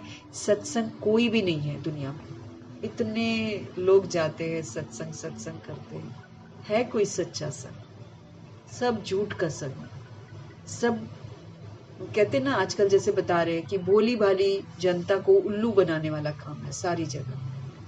चाहे वो धर्म सत्ता हो, चाहे वो राज्य सत्ता हो, चाहे वो भक्ति की सत्ता हो, चाहे वो साइंस की सत्ता हो, सब उल्लू बना रहे हैं। सत्संग कोई भी नहीं है। सत्य तो सिर्फ एक परमपिता परमात्मा को ही कहा जाता है, वही सत्य बताते हैं। लेकिन बाबा कहते हैं उनमें भी लोग संशय कर लेते हैं। उनका नाम है शिव। शिव माना सदा कल्याणकारी। वही सतयुग की स्थापना करते हैं। कलयुग की आयु जरूर पूरी होनी है। 1250 वर्ष जब हर युग टाइम पूरा करके बदलता है, सतयुग बदला, त्रेता युग आया, फिर द्वापर युग आया, तो कलयुग भी तो बदलेगा कि कलयुग चलता ही रहेगा। 1250 वर्ष की इसकी अवधि है, तो ये अवधि तो पूरी होनी है ना। अब सारी दुनिया का चक्र कैसे फिरता है, ये गोले के चित्र में बिल्कुल क्लियर है। देवता बनने के लिए संगम युग पर बाप के बनते हैं। बाप को छोड़ा तो फिर कलयुग में चले जाएंगे। देवता बनने के लिए संगम युग पर हम बाबा के बनते हैं, लेकिन जब हम बाबा को छोड़ते हैं ना, फिर हम कलयुग में चले जाते हैं, क्योंकि फिर कलयुगी संबंधों में चले जाएंगे। वहीं पर हम सबसे पहली गलती करते हैं, फिर उनके चक्कर में भगवान की पढ़ाई छोड़ते हैं, फिर हमारे साथ धोखा हो जाता है। तो बाबा क्या कह रहे हैं? बाप को छोड़ा तो फिर कलयुग में चले जाएंगे। ब्राह्मणपन में संशय आ गया तो जाकर फिर शूद्र घराने में पड़े। जब भगवान में संशय आ जाता है ना, तो फिर से पुराने शूद्र घराने में चली जाती हैं आत्माएं। फिर तो देवता थोड़ी बच सकते, खंडित हो गई ना फिर तो। बाप ये भी समझाते हैं कैसे अभी स्वर्ग की स्थापना का फाउंडेशन पड़ रहा है, कैसे बाबा के जो बच्चे हैं वो तप करते हैं, नींव को फिर से, पवित्रता की नींव को स्ट्रॉन्ग बनाते हैं। तो बाप ये भी समझाते हैं कि कैसे अभी स्वर्ग की स्थापना का फाउंडेशन पड़ रहा है। फाउंडेशन की सेरेमनी, फिर ओपनिंग की भी सेरेमनी होती है। यहाँ तो गुप्त है, वहाँ पर तो ओपन होता है, ओपनिंग सेरेमनी भी होती है, फाउंडेशन की सेरेमनी भी, जहाँ कहीं बिल्डिंग वगैरह बनाते तो वो लोग करते हैं ना। यहाँ तो सब कुछ गुप्त है। यहाँ तुम जानते हो हम स्वर्ग के लिए तैयार हो रहे हैं, फिर नर्क का नाम नहीं रहेगा। अंत तक जहाँ जीना है, पढ़ना है जरूर। जब तक हम जी रहे हैं, जब तक हम होश में हैं, हमको पढ़ना जरूर है। जैसे दादियाँ अंत तक पढ़ रही थी ना, आईसीयू में भी पढ़ रही हैं, हॉस्पिटलों में भी पढ़ रही हैं, तो अंत तक पढ़ना।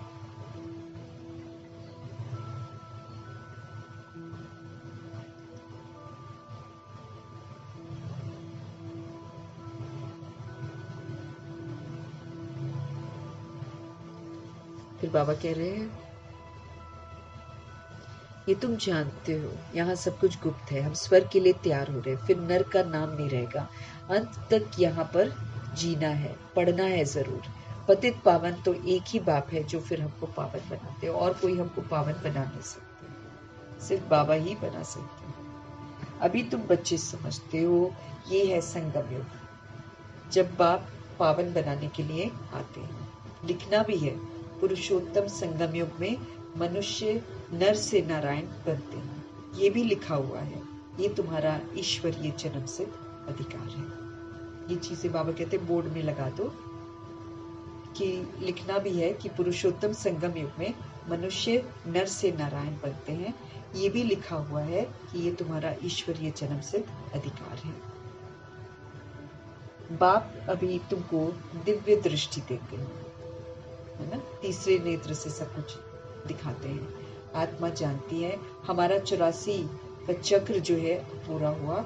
आत्माओं को बाप बैठकर समझाते हैं। आत्मा पढ़ती है, बल देह अभिमान घड़ी घड़ी आ जाएगा, क्योंकि हमने आधा कल्प का देह अभिमान यूज कर रखा है ना, बहुत पक्का हो गया है। इसलिए पढ़ते पढ़ते भी हमारे अंदर देह का अभिमान आता है। तो बल देह अभिमान घड़ी घड़ी आ जाएगा, क्योंकि आधा कल्प का देह अभिमान है ना।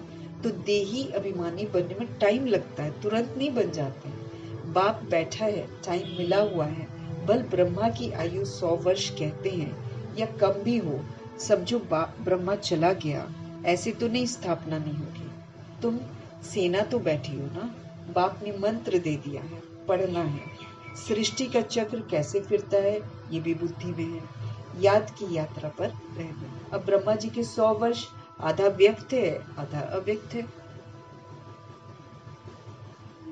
तो बाबा कहते हैं ब्रह्मा अगर चले भी जाते, जैसे अव्यक्त हो गया ना ब्रह्मा जी, अब बैकबोन बन गए, और फिर बाकी शक्तियों को निमित्त बना देते। ऐसे तो नहीं कि स्थापना नहीं होगी। तुम सेना तो बैठी हो ना, बाप ने मंत्र हमको दे दिया है कि पढ़ना है। सृष्टि का चक्र कैसे फिरता है ये भी बुद्धि में है। याद की यात्रा पर हमको रहना है, क्योंकि याद से ही हमारे विक्रम विनाश होंगे, और कोई विधि नहीं है। भक्ति मार्ग में सबसे विक्रम हुए हैं। पुरानी दुनिया और नई दुनिया दोनों के गोले तुम्हारे सामने। ऐसा कोई नहीं कह सकता कि मैंने पाप ना किया हो। हम सभी ने पाप कर रखे हैं, और कोई एक जन्म के पाप नहीं है। 42 जन्म के तो पूरे पूरे पाप हैं कलयुग के। तो इसकी पाप आत्मा तो हम बन गए हैं। हम नहीं कह सकते कि हम पावन हैं। तो विक्रम तो हमारे से हुए हैं। पुरानी दुनिया और नई दुनिया दोनों के गोले तुम्हारे सामने हैं। तो तुम लिख सकते हो, पुरानी दुनिया रावण राज्य मुर्दाबाद, और नई दुनिया ज्ञान मार्ग राम राज्य जिंदाबाद। लिख सकते हो तुम। जो पूज्य थे वही पुजारी बने हैं। श्री कृष्ण भी पूज्य गोरा था, फिर रावण राज्य में पुजारी सांवरा बना। आत्मा जो है कृष्ण का रूप नहीं है, लेकिन आत्मा जो है पुनर्जन्म में आते आते फिर रावण की बन गई। तो रावण राज्य में पुजारी सांवरा बन जाता है। ये समझना तो सहज है ना। पहले पहले जब पूजा शुरू होती है तो बड़े बड़े हीरे का लिंग बनाते हैं, मोस्ट वैल्यूएबल होता है, क्योंकि बाप ने इतना साहूकार जो बनाया है ना, तो वो खुद ही हीरा है। तो आत्माओं को भी हीरे जैसा ही बनाते हैं। तो जैसा बाबा खुद है वैसे ही हमको भी बनाते हैं। वो ज्ञान का सागर है, हमको ज्ञान स्वरूप बनाते हैं ना। वो शक्तियों का सागर है, आपको शक्ति स्वरूप बनाते हैं। वो प्रेम का सागर है, हमको प्रेम स्वरूप बनाते हैं। तो जैसे वो है वैसे ही तो हमको बनाए। तो वो खुद ही हीरा है, उन पर तो कभी दाग लगता ही नहीं है। तो हम आत्माओं को भी हीरे जैसा बनाते हैं। तो उनको हीरा बनाकर रखना चाहिए ना। हीरा हमेशा बीच में रखते हैं, पुखराज आदि के साथ तो उनकी वैल्यू नहीं रहेगी, इसलिए हीरे को बीच में रखा जाता है। अब 9 रत्न की अंगूठियां जो बनवाते हैं ना, उसमें बीच में हीरा होता है। हीरा किसका प्रतीक है? शिव बाबा का। बाकी सारे फिर रत्न बनते हैं, इसलिए हीरे को बीच में रखा जाता है। इन द्वारा 8 रत्न विजय माला के दाना बनते हैं। शिव बाबा के द्वारा शिव बाबा की श्रीमत पर चलकर 8 रत्न बनते हैं, इसीलिए 8 रत्नों की जो पत्थर होते हैं ना, वो कर लगाकर फिर बीच में हीरा लगाते हैं, नवरत्न का अंगूठी बनाते हैं। तो इन द्वारा 8 रत्न विजय माला के दाने बनते हैं। सबसे जास्ती वैल्यू होती किसकी? हीरे की। बाकी तो नंबरवार बनते हैं, बनाते शिव बाबा है। ये सब बातें बाप बिगड़ तो कोई समझा ही नहीं सकता है। जो बातें बाबा समझाते हैं वही बाबा ही समझा सकते हैं, बाकी तो सोल कोई भी समझा नहीं सकती। तो सबसे जास्ती वैल्यू होती है हीरे की, बाकी तो नंबरवार बनते हैं, बनाते शिव बाबा है। ये सारी बातें बाप बिगड़ तो कोई समझा ना सके। पढ़ते पढ़ते भी बाबा कहते आश्चर्यवत बाबा बाबा कहती, फिर चले जाते हैं।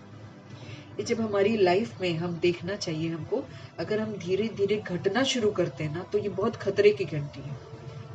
घटना इन द सेंस, जैसे नुमा शाम छोड़ दिया, फिर अमृत वेला छोड़ दिया, फिर दिनचर्या में जो पढ़ते थे वो छोड़ दिया, फिर बीच बीच में जो ट्रैफिक कंट्रोल है उसको छोड़ दिया, फिर धीरे धीरे थोड़ा आलस में आते आते अमृत वेला छोड़ दिया, फिर कहीं भी खा पी लिया, संग दोष में आ गए, दूसरे लोगों को देखा, दूसरे लोग तो ऐसे हैं, हम ये चल रहे हैं तो हम ऐसे हैं।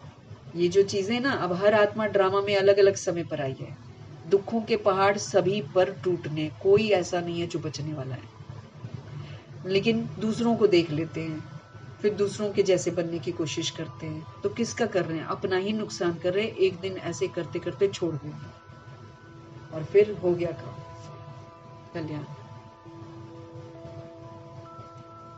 बाबा कहते पढ़ते पढ़ते, सुनाते सुनाते, आश्चर्यवत बाबा बाबा कहती, फिर चले जाते हैं। शिव बाबा को बाबा कहते हैं तो उनको कभी नहीं छोड़ना चाहिए ना। फिर कहा जाता है तकदीर, किसकी तकदीर में जास्ती नहीं है, तो फिर कर्म ही ऐसे करते हैं। वो फिर भगवान की जो समझ है उसके विपरीत चलते हैं, फिर अपना दिमाग लगाते हैं। अब इंसान का दिमाग देख लो कैसा भी चल रहा है ना। बताते हैं ना कि इंसान सोचता है कि मेरा सब कुछ है, और बाढ़ दिखाती है तुम्हारा कुछ भी नहीं है। घर बहा दिए, सब कुछ बहा दिया, कहीं मर गए, कहीं लुट गए। क्या दिखा रही है प्रकृति? तुम्हारा कुछ नहीं है, तुम जितना मर्जी बना लो। ये सिर्फ पंजाब में बाढ़ नहीं आ रही है, सब जगह आनी है। डैम जब फटने हैं तो सब जगह फटने हैं। लड़ाई झगड़े कहीं पर हो रहे हैं तो सिर्फ वही नहीं होने, सब जगह फैलेंगे।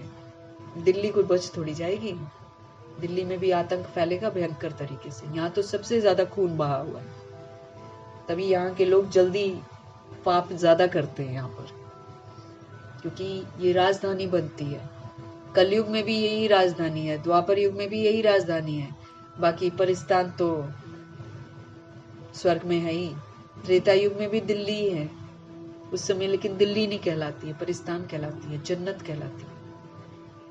फिर भारत, फिर हिंदुस्तान, फिर इंडिया, ऐसे बदलते हैं। अभी फिर से भारत भारत का गीत गाने वाले भगवान स्पष्ट करते हैं, भारतवासी वही जो भारत को स्वर्ग बनाए, और वो है मम्मा, बाबा, दादियां, और फिर जो बच्चे भारत को स्वर्ग बनाएंगे। अपने आप को पहले स्वर्ग के लायक बनाकर फिर स्वर्ग बनाने में जो मददगार बनेंगे, वही भारतवासी हैं, वही स्वर्ग में जाते हैं। बाकियों को जाने की इजाजत ही नहीं है। द्वापर युग, कलयुग में आने वाली आत्मा भारत को स्वर्ग बनाती ही नहीं है, इसलिए वो स्वर्ग में आती ही नहीं। बाबा कहते फिर कहा जाता है तकदीर, किसकी तकदीर में जास्ती नहीं है, तो फिर कर्म ही ऐसे करते हैं वो लोग, तो 100 गुना दंड भी चढ़ जाता है। अब कल को मुसीबत आएगी तो फिर भगवान को बोल नहीं सकते कि भाई भगवान हमारी जिंदगी में, क्योंकि हम काम ही वैसे कर रहे हैं। हम ऑलरेडी 63 जन्मों के पाप आत्मा हैं। हमको समझ दी जा रही है कि भाई अब पुण्य आत्मा बन जाओ और अपने पापों को काट दो, और सिर्फ तुम मुझे याद करो, तुम पिता व्रता बनाओ, तुम पति व्रता बनो, एक बाप दूसरा न कोई। अब हम ये हरकतें करते हैं कि हम भगवान की जो श्रीमत है उस पर बिल्कुल नहीं चलते हैं। करते हैं हम पुट्ठे काम, आती हैं मुसीबतें और फिर मुसीबतों को देखकर छोड़ देते हैं भगवान को, भगवान को दोष दे देते हैं। पाप कर्म तो हम सबने किए हैं। मम्मा बाबा ने तो नहीं कहा था कि मैंने पाप नहीं किया, चुपचाप करके अपने आप को सुधारने में लग गए थे। वो तो प्रश्न ही नहीं किया भगवान से कुछ भी, चाहे विरोधी हो जाए चाहे कुछ हो जाए, मन से एकदम प्यार से स्नेह से उन्होंने श्रीमत पर चलकर अपने सारे कार्य किए।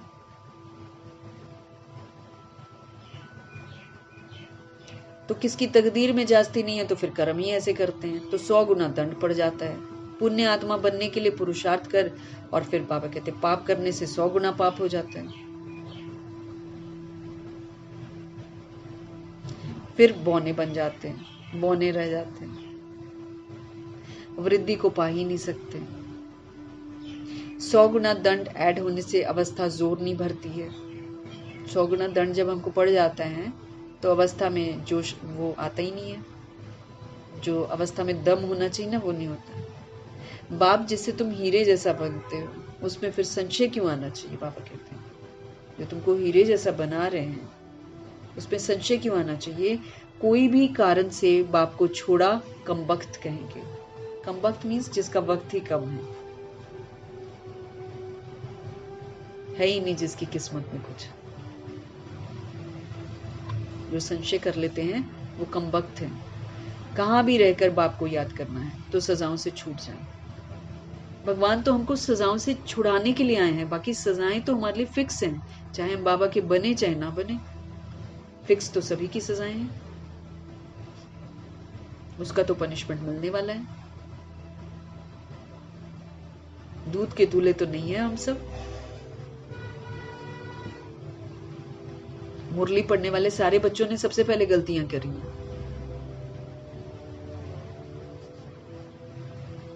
कम वक्त कहते हैं बाबा उनको जो भगवान में संशय करते हैं और श्रीमत पर नहीं चलते हैं। श्रीमत पर नहीं चलेंगे तो दादी जनक कहती कभी भी तुम खुश नहीं रह सकते और कभी भी सुखी नहीं बन सकते। कभी भी जिंदगी में कहीं से मना, अगर हम बाबा के साथ वफादार नहीं रहते ना, हमको सब जगह से धोखा मिलेगा।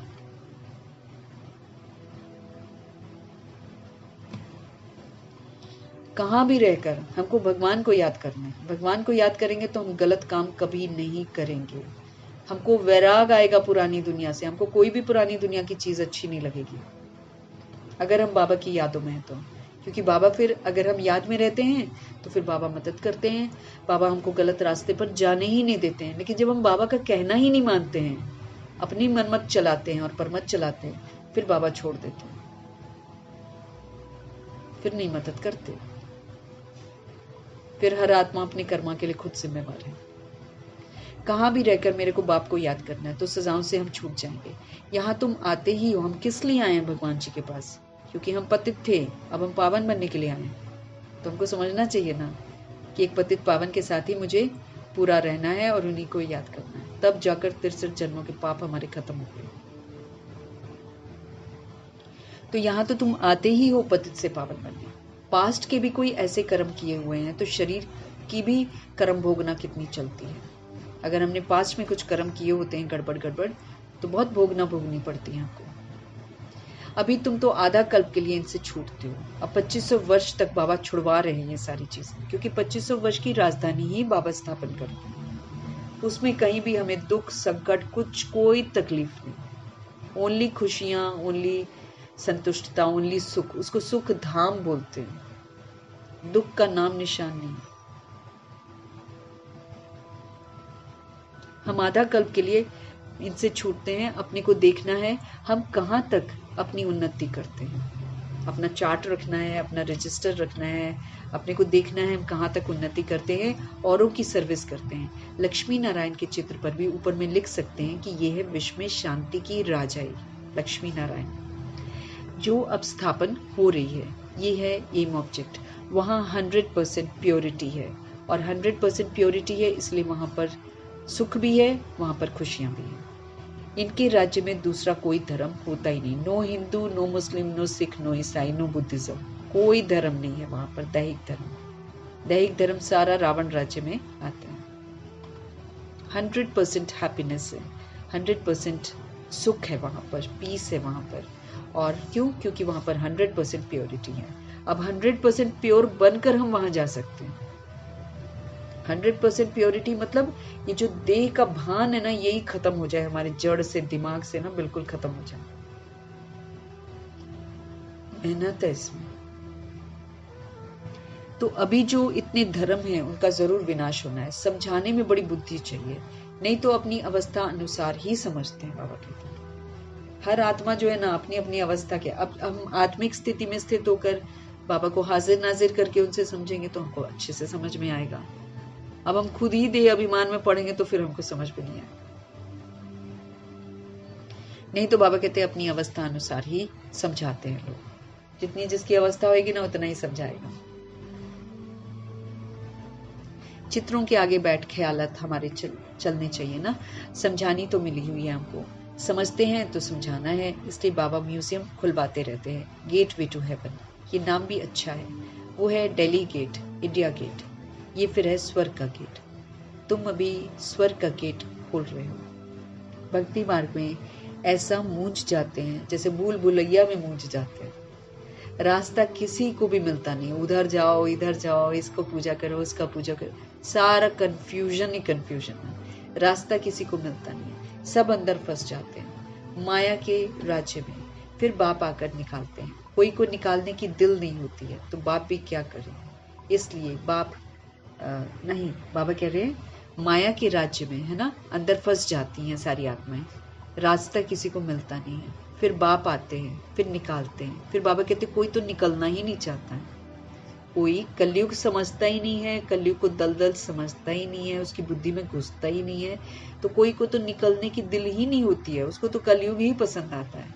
तो फिर बाबा कहते फिर बाप क्या करेगा। इसलिए बाप कहते हैं महान कमबख्त भी यहाँ पर ही देखो, पढ़ाई को ही छोड़ देते हैं। काम चलाओ पढ़ेंगे, कभी नहीं पढ़ेंगे, सुनेंगे, बाकी सारा समय कलयुग में बिताएंगे। तो फिर बाबा उनको क्या बोल रहे हैं, महान कमबख्त। बाप आकर माया से निकालते हैं दलदल से। बाबा कहते हैं निकलना ही नहीं चाहती हैं आत्माएं, निकलने का दिल ही नहीं करता है। फिर ऐसी आत्माओं के साथ बाबा क्या करेंगे। इसलिए बाप कहते हैं महान कमबख्त भी यहाँ देखो, जो पढ़ाई को छोड़ देते हैं, जो संशय बुद्धि बन जाते हैं, डाउट करते हैं, फिर जन्म जन्मांतर के लिए अपना खून कर देते हैं। ये भी तो खून करना हो गया ना। हम भगवान के विवेक का खून कर देते हैं। भगवान जो मेरे को समझ देते हैं, उस समझ के साथ हम नहीं चलते तो हम क्या कर रहे हैं, हम खून ही तो कर रहे हैं समझ का। खूनी कहलाएंगे फिर हम। हाँ, क्रिमिनल तो वैसे ही कहला रहे हैं, फिर खूनी भी कहलाएंगे। तो बाबा क्या बोल रहे हैं, संशय बुद्धि बनकर जन्म जन्मांतर के लिए अपना ही खून कर देते हैं। अब देखो गहराई से पढ़ाई समझेंगे नहीं, जैसे आज भी बाबा ने बोला पूरा पढ़ोगे नहीं तो इम्तिहान कहाँ से पास करोगे। अब लोग क्या है, सच सुनना ही नहीं चाहते, सबसे बड़ी बात यह। इवन ज्ञान मार्ग में चलते हुए भी गहराइयों को समझना नहीं चाहते, गहराइयों से भागते हैं कि ना ये सुने तो अच्छा है, ना सुनेंगे तो ना, लेकिन फंस कितना जाएंगे ये नहीं समझती हैं आत्मा। ऊपर ऊपर से समझना चाहते हैं। बाबा कहते संशय बुद्धि बनकर जन्म जन्मांतर के लिए अपना ही खून कर देते हैं। तकदीर बिगड़ती है तो फिर ऐसा होता है। ग्रहचारी बैठने से गोरा बनने वाले काले बन जाते हैं। ग्रहचारी बैठ जाती है जब हम श्रीमत पर नहीं चलते हैं, बृहस्पति वृक्षपति जी का कहना नहीं मानते हैं, तो शनि राहु केतु सब बैठते हैं, ग्रहचारी बैठ जाते हैं। ग्रहचारी बैठने से फिर गोरा बनने वाले बदले काले बन जाते हैं, फिर से पतित बन जाते हैं। गुप्त आत्मा पढ़ती है, आत्मा दिखाई नहीं देती ना, इसलिए गुप्त है। गुप्त आत्मा पढ़ती है, आत्मा ही शरीर से सब कुछ करती है, दिखाई देती नहीं है, करती सब कुछ वही है। शरीर थोड़ी करता है बेचारा, वो तो निर्जीव है। वैसे तो सोल के अंदर देह का अभिमान आता है कि मैं बॉडी हूँ, मैं सुंदर हूँ, मैं ये हूँ, मैं वो हूँ, मैं राजपूत हूँ, मैं जाट हूँ। हाँ, ये आत्मा में घमंड आ गया खामखा का। है वो परमधाम निवासी, है वो बिंदी। बॉडी तो इंस्ट्रूमेंट लिया है पार्ट बजाने के लिए, लेकिन बॉडी के अभिमान में इतनी आ जाती हैं कि अपने आप को हिंदू मुस्लिम जाट समझते हैं। सारा घमंड फिर प्रकृति ड्रामा तोड़ देते हैं। अब जितना भी बाढ़ में कितने भी लोग जितने भी ग्रसित हुए हैं, तो सारी जाति तो पानी में गई। अभी भी समझ जाएंगे तो भगवान के बन जाएंगे, अभी भी नहीं समझेंगे तो फिर अब उनका अपना पार्ट है फिर, क्योंकि द्वापर युग कलयुग की सोच तो समझेंगे ही नहीं।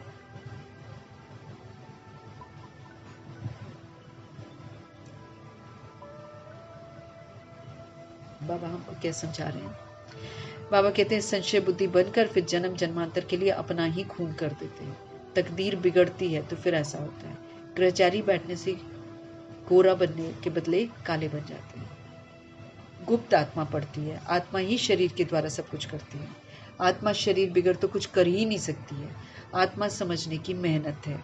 आत्मा निश्चय नहीं कर सकते तो फिर देह अभिमान में आ जाते हैं। अगर हम ये वाला प्रैक्टिस नहीं करते ना कि मैं आत्मा हूँ मैं आत्मा हूँ, ये शुद्ध संकल्प नहीं करते बार बार बार बार, तो फिर बाबा कहते हैं देह अभिमान आ जाता है, गुस्सा आ जाता है, आवेश आ जाता है, लोभ भी आ जाता है, अहंकार भी आ जाता है, कामनाएं भी उत्पन्न होती हैं, देह अभिमान आ जाता है। इसीलिए बाबा कहते हैं आत्मा निश्चय करो, बार बार निश्चय करो, अपने आप को समझाओ, रियलिटी को महसूसता की शक्ति के साथ समझो। आत्मा ने पाप कर रखे हैं, आत्मा को अब पुण्य करना है। तो अगर कलयुग देखते रहेंगे तो पुण्य कहाँ करेंगे, फिर तो और पाप करे जा रहे हैं। अगर मेरे को कलयुग से आकर्षण है या कलयुग की चीजों से आकर्षण है तो मैं क्या बना रही हूँ, कलयुग बना रही हूँ ना। तो फिर अंत में हम क्या देखेंगे, कलयुग ही देखेंगे, घोर कलयुग देखेंगे। फिर पश्चाताप होगा कि मैंने तो सतयुग बनाया ही नहीं। तो जब बनाएंगे नहीं तो सतयुग में जाएंगे कैसे? मुरली पढ़कर थोड़ी चले जाएंगे हम सतयुग। तो बाबा कहते हैं आत्मा निश्चय नहीं करते हैं तो फिर देह अभिमान में आ जाते हैं। अच्छा, मीठे मीठे सिकिलते बच्चों प्रति माता पिता बाप दादा का याद प्यार और गुड मॉर्निंग। रूहानी बाप की रूहानी बच्चों को नमस्ते। हम रूहानी बच्चों की भी रूहानी बाप को दिल से, जान से, सिख से, प्रेम से, अदब से, पूरे रिस्पेक्ट से, पूरे रिगार्ड से प्यार भरी नमस्ते, मोहब्बत से प्यार भरी नमस्ते, स्नेह से प्यार भरी नमस्ते और तहे दिल से मीठे मीठे बाबा का मीठा मीठा शुक्रिया। धारणा के लिए मुख्य सार। सुप्रीम टीचर की पढ़ाई हमको नर से नारायण बनाने वाली है। इसी निश्चय से अटेंशन देकर पढ़ाई पढ़नी है। पढ़ाने वाली टीचर को नहीं देखना है, नहीं तो छोड़ देते हो। पढ़ाई टीचर पसंद नहीं आती है तो पढ़ाई छोड़ देते हो। तो भगवान जी कहते हैं कि पढ़ाई किसकी है? परमात्मा की है ना, कि पढ़ाने वाले की है। यहाँ पढ़ाने वाला कौन है? शिव बाबा। तो पढ़ाई जो पढ़ते हैं हम, वो उसमें पढ़ाने वाली टीचर को नहीं देखते हुए पढ़ाई में क्या बोला जा रहा है उस पर पूरा ध्यान दें।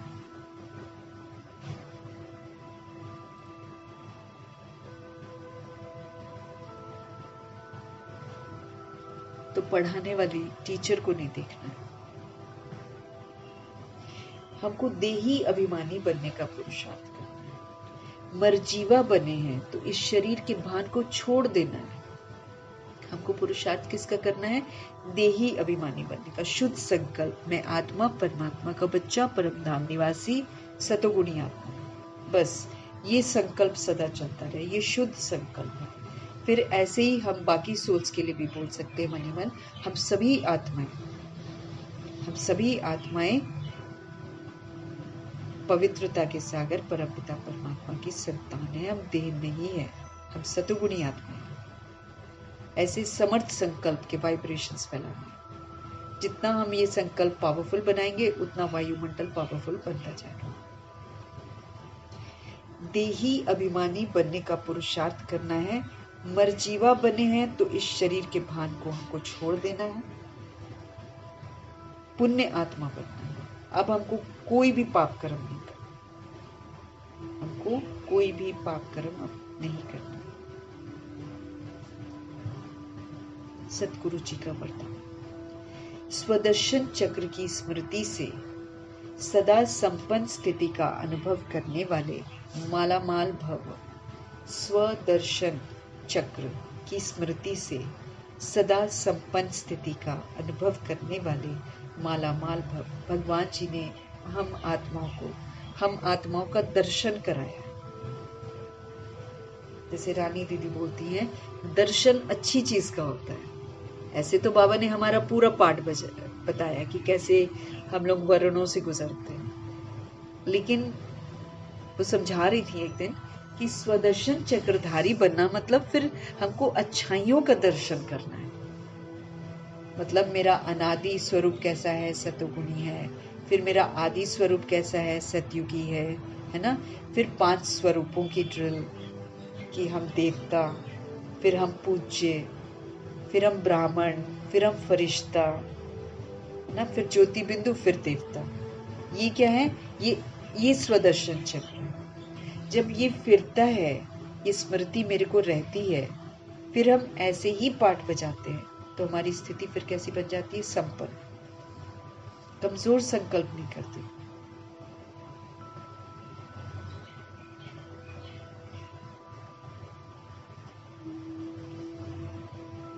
तो स्वदर्शन चक्र की स्मृति से सदा संपन्न स्थिति का अनुभव करने वाले मालामाल भव।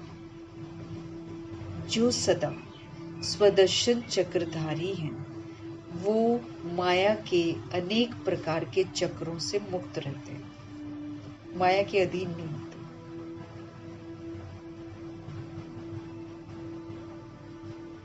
तो स्वदर्शन चक्र की स्मृति से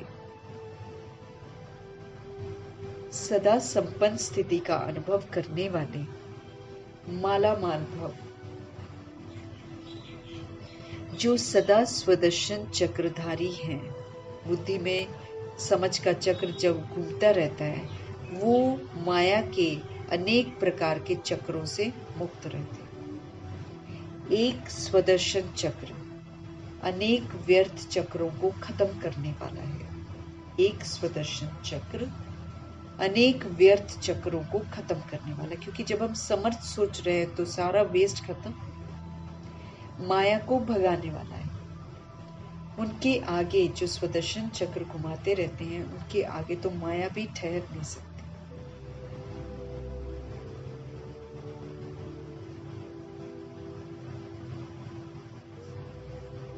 उनके आगे माया ठहर नहीं सकती। स्वदर्शन चक्रधारी बच्चे सदा संपन्न होने के कारण अचल रहते हैं। संपन्न है ना, सब कुछ बाबा की नॉलेज को धारण कर लिया है अच्छे तरीके से। तो बाबा कहते हैं कि स्वदर्शन चक्रधारी बच्चे क्या होते हैं? वो सदा के लिए संपन्न बन जाते हैं। संपन्न होने के कारण कैसे रहते हैं? अचल रहते हैं, कभी भी डावाडोल नहीं होते हैं, अचल रहते हैं। स्वयं को मालामाल फिर अनुभव करते हैं। वो ऐसा अनुभव करते हैं कि उनके पास सब कुछ है, सारे खजाने हैं, सब चीजों से वो अपने आप को संपन्न समझते हैं। स्वयं को मालामाल अनुभव करते हैं। माया खाली करने की कोशिश करती है, लेकिन वो हमेशा खबरदार रहते हैं, सुजाग रहते हैं, जागती ज्योत रहते हैं। इसलिए माया कुछ भी कर नहीं पाती। वो जगे रहते हैं, वो माया को समझते हैं, वो कमी कमजोरियों को यूज नहीं करते हैं, खबरदार रहते हैं, जागृत रहते हैं। इसलिए माया उनका कुछ भी बिगाड़ नहीं पाती है। जिसके पास अटेंशन रूपी चौकीदार सुजाग है, वो सदा सेफ है। जब हम सदा अटेंशन रखते हैं तो हम सदा सेफ रहते हैं।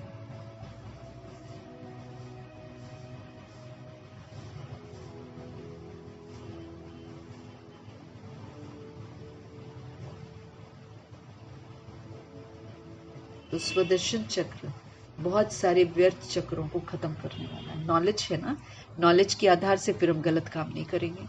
तो जो सदा स्वदर्शन चक्रधारी है, मतलब जिसकी स्मृति में नॉलेज एकदम स्पष्ट है, घूमता रहता है वो चक्र, वो माया के अनेक प्रकार के चक्रों से मुक्त रहते हैं। एक स्वदर्शन चक्र बहुत सारे व्यर्थ चक्रों को समाप्त करने वाला है, माया को भगाने वाला है। उनके आगे माया ठहर ही नहीं सकती है। स्वदर्शन चक्रधारी बच्चे सदा संपन्न होने के कारण क्या रहते हैं? अचल रहते हैं। कंप्लीट रहते ना, इसलिए अचल रहते हैं। स्वयं को मालामाल अनुभव करते हैं। माया उनको खाली करने की कोशिश करती है, लेकिन वो सदा खबरदार रहते हैं, सदा सुजाग रहते हैं, सदा जागती ज्योत रहते हैं। इसलिए माया कुछ भी कर नहीं पाती है। जिसके पास अटेंशन रूपी चौकीदार सुजाग है वही सदा सेफ है। जिसके पास अटेंशन रूपी चौकीदार सुजाग है वो बाबा कहते सदा सेफ रहते हैं। गलती करते नहीं है, विस्मृत कभी होते नहीं है, इसीलिए वो हमेशा सेफ रहते हैं। हम विस्मृत होते हैं, हम अपना नुकसान कर लेते हैं। थोड़ा सा भी हम भूलते हैं, हम आत्मा है, उसी समय हम गलतियां कर रहे होते हैं। लेकिन सुजाग रहेंगे, अलर्ट रहेंगे, तो फिर बाबा कहते सेफ रहेंगे। क्योंकि अगर हम गलती करेंगे फिर बाबा मेरे को नहीं बचा सकते ना। बाबा ने तो हमको सुजाग कर दिया ना, लेकिन अगर हम गलती करते हैं फिर नहीं वो बचाएंगे हमको। ये हमको समझ लेना अच्छे से, नहीं बचाएंगे। सेफ्टी मेरी सुजाग रहने में है, सेफ्टी मेरी श्रीमत पर चलने में ही है। स्लोगन है, आपके बोल ऐसे समर्थ हो जिसमें शुभ व श्रेष्ठ भावना समाई हुई। अब हमको बोल भी बाबा के कहे अनुसार बोलने हैं, हमको संकल्प भी बाबा के कहे अनुसार। अब जैसे अब हम मुरली पढ़ ली हमने, अब मुरली पढ़ने के बाद अब हम दिनचर्या में जाएंगे, है ना। दिनचर्या में जाते हुए संबंध संपर्क में आएंगे। हमको क्या करना पड़ेगा? अच्छा थॉट, ओनली, बाबा ने क्या बोला था? Only pure positive powerful blessing. बस मेरा जो सोच है ना, पवित्र होना चाहिए, शक्तिशाली ब्लेसिंग होना चाहिए और पॉजिटिव होना चाहिए। ये हमको तो अपने आप को बार बार समझाना है। इसी में मेरी सेफ्टी है। किसी भी सोल से दिनचर्या में हमको टिक्का टिप्पणी करनी ही नहीं है।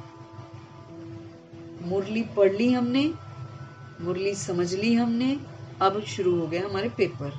मुरली संपन्न होते ही पेपर शुरू। घर में कोई ना कोई कुछ ना कुछ करेगा ही करेगा। वो करेगा डिस्टर्ब या करेगा कोई ऐसी हरकत जो श्रीमत के विपरीत होगी। अब हमारे मुख से निकल जाए उल्टा बोल, बंध गए हम उस आत्मा के साथ। वो तंग करेगी आत्मा। इसलिए हमारे बाबा हमको समझ देते हैं कि मुरली संपन्न हुई, पेपर शुरू। कई एक बार तो मुरली पढ़ते पढ़ते भी पेपर आते हैं। एक बार देखा था ना, अव्यक्त बाप दादा आए हुए थे। अव्यक्त बाप दादा मुरली सुना रहे थे और 2 इविल सोल्स स्टेज पर कूद गई थी उनके सामने, जंप मारकर। कुमार थे 2, इविल आया होगा उनके अंदर। बाबा की मुरली चल रही है, उसके बीच में वो लोग जहां बाबा बैठे थे ना, वहां छलांग लगाकर खड़े हो गए। मतलब भगदड़ सी मचा दी। सारे सकपका गए, क्या हुआ? फिर बाकी भाई लोग दौड़े और उन्होंने उसको पकड़ा। तो मुरली के बीच में भी पेपर आते हैं और मुरली संपन्न होते ही बस जी तैयार रहो, जो पढ़ा है उसके पेपर होने हैं। इसीलिए बाबा हमको बोलते हैं संकल्प। बाबा कहते हैं बुद्धि में डाल लो संकल्प, प्योर पॉजिटिव पावरफुल ब्लेसिंग। ऐसे ही बोल भी प्योर पॉजिटिव पावरफुल ब्लेसिंग सबके लिए। और ऐसे ही हमारे कर्मणा सुखी, सुख देने वाले कर्म, बस सुकर्म, श्रीमत प्रमाण किए हुए कर्म, याद में किए हुए कर्म, वो फिर सबको सुख देंगे। तो आज बोल पर बोल रहे हैं बाबा, आपके बोल ऐसे समर्थ होने चाहिए, ऐसे पावरफुल होने चाहिए जिसमें शुभ और श्रेष्ठ भावना समाये। भावनाएं बहुत काउंट करती है ना। भाव आत्मिक भाव और भावना कल्याणकारी शुभ।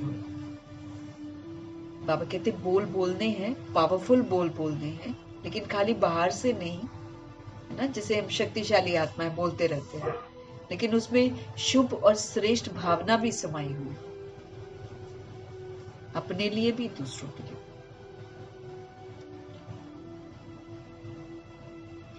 हम आत्मा को अव्यक्त इशारे मिल रहे हैं। अब लगन की अग्नि को प्रज्वलित कर योग को ज्वाला रूप बनाओ। बाबा कहते हैं पावरफुल याद के लिए सच्चे दिल का प्यार चाहिए। अगर हम चाहते हैं ना पावरफुल याद, तो फिर सच्चे दिल का प्यार चाहिए। सच्चे दिल वाले सेकंड में बिंदु बन जाते हैं। सेकंड में बिंदु बन बिंदु स्वरूप बाप को याद कर सकते हैं। सच्ची दिल वाले सच्चे साहिब को राजी करने के कारण बाप की विशेष दुआएं भी प्राप्त करते हैं, जिससे सहज ही एक संकल्प में स्थित होकर ज्वाला रूप की याद का अनुभव कर सकते हैं, पावरफुल वाइब्रेशन फैला सकते हैं। बाबा क्या कह रहे हैं?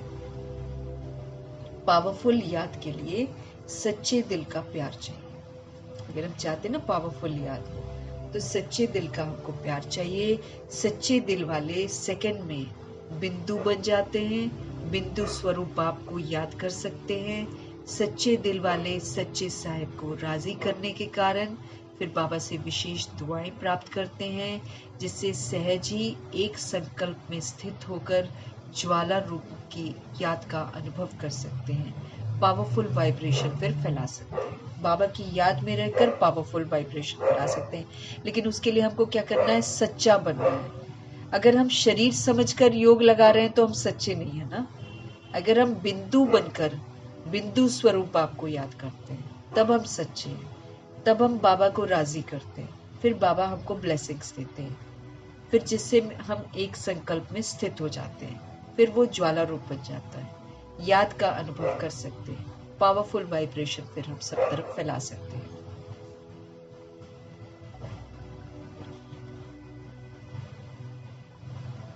तो पावरफुल याद के लिए क्या करना पड़ेगा? सच्चा दिल।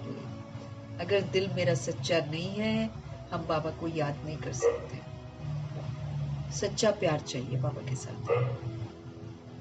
सच्चे दिल वाले जो हैं, उनको योग लगाना नहीं पड़ता है, वो सेकंड में बिंदु बनकर बिंदु स्वरूप आपको याद करते हैं। ऐसे जो सच्चे दिल वाले हैं, उन पर सच्चे साहिब राजी हो जाते हैं, फिर बाबा से स्पेशल ब्लेसिंग्स लेते हैं, जिससे फिर सहज ही एक संकल्प में स्थित होकर ज्वाला रूप की याद का अनुभव कर सकते हैं, पावरफुल वाइब्रेशन सब तरफ फैला सकते हैं।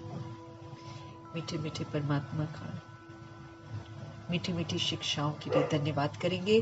ब्रह्मा माँ का धन्यवाद, जगदम्बा माँ का धन्यवाद, अष्टरत्नों का धन्यवाद, नवग्रहों का धन्यवाद, एडवांस पार्टी की सोल्स का धन्यवाद, बची हुई जितनी भी 16,138 करोड़ आत्माएं हैं उनका धन्यवाद,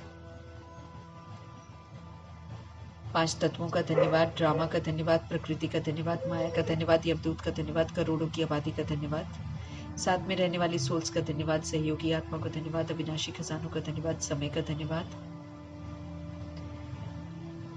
शरीर रूपी इंस्ट्रूमेंट का धन्यवाद, पूरे यूनिवर्स का धन्यवाद। आप सभी सोल्स का धन्यवाद और सृष्टि की मेहमान नवाजी का तहे दिल से धन्यवाद करें। सभी की तरफ से सृष्टि की मेहमान नवाजी का धन्यवाद करेंगे। धन्यवाद करते हुए ओम शांति।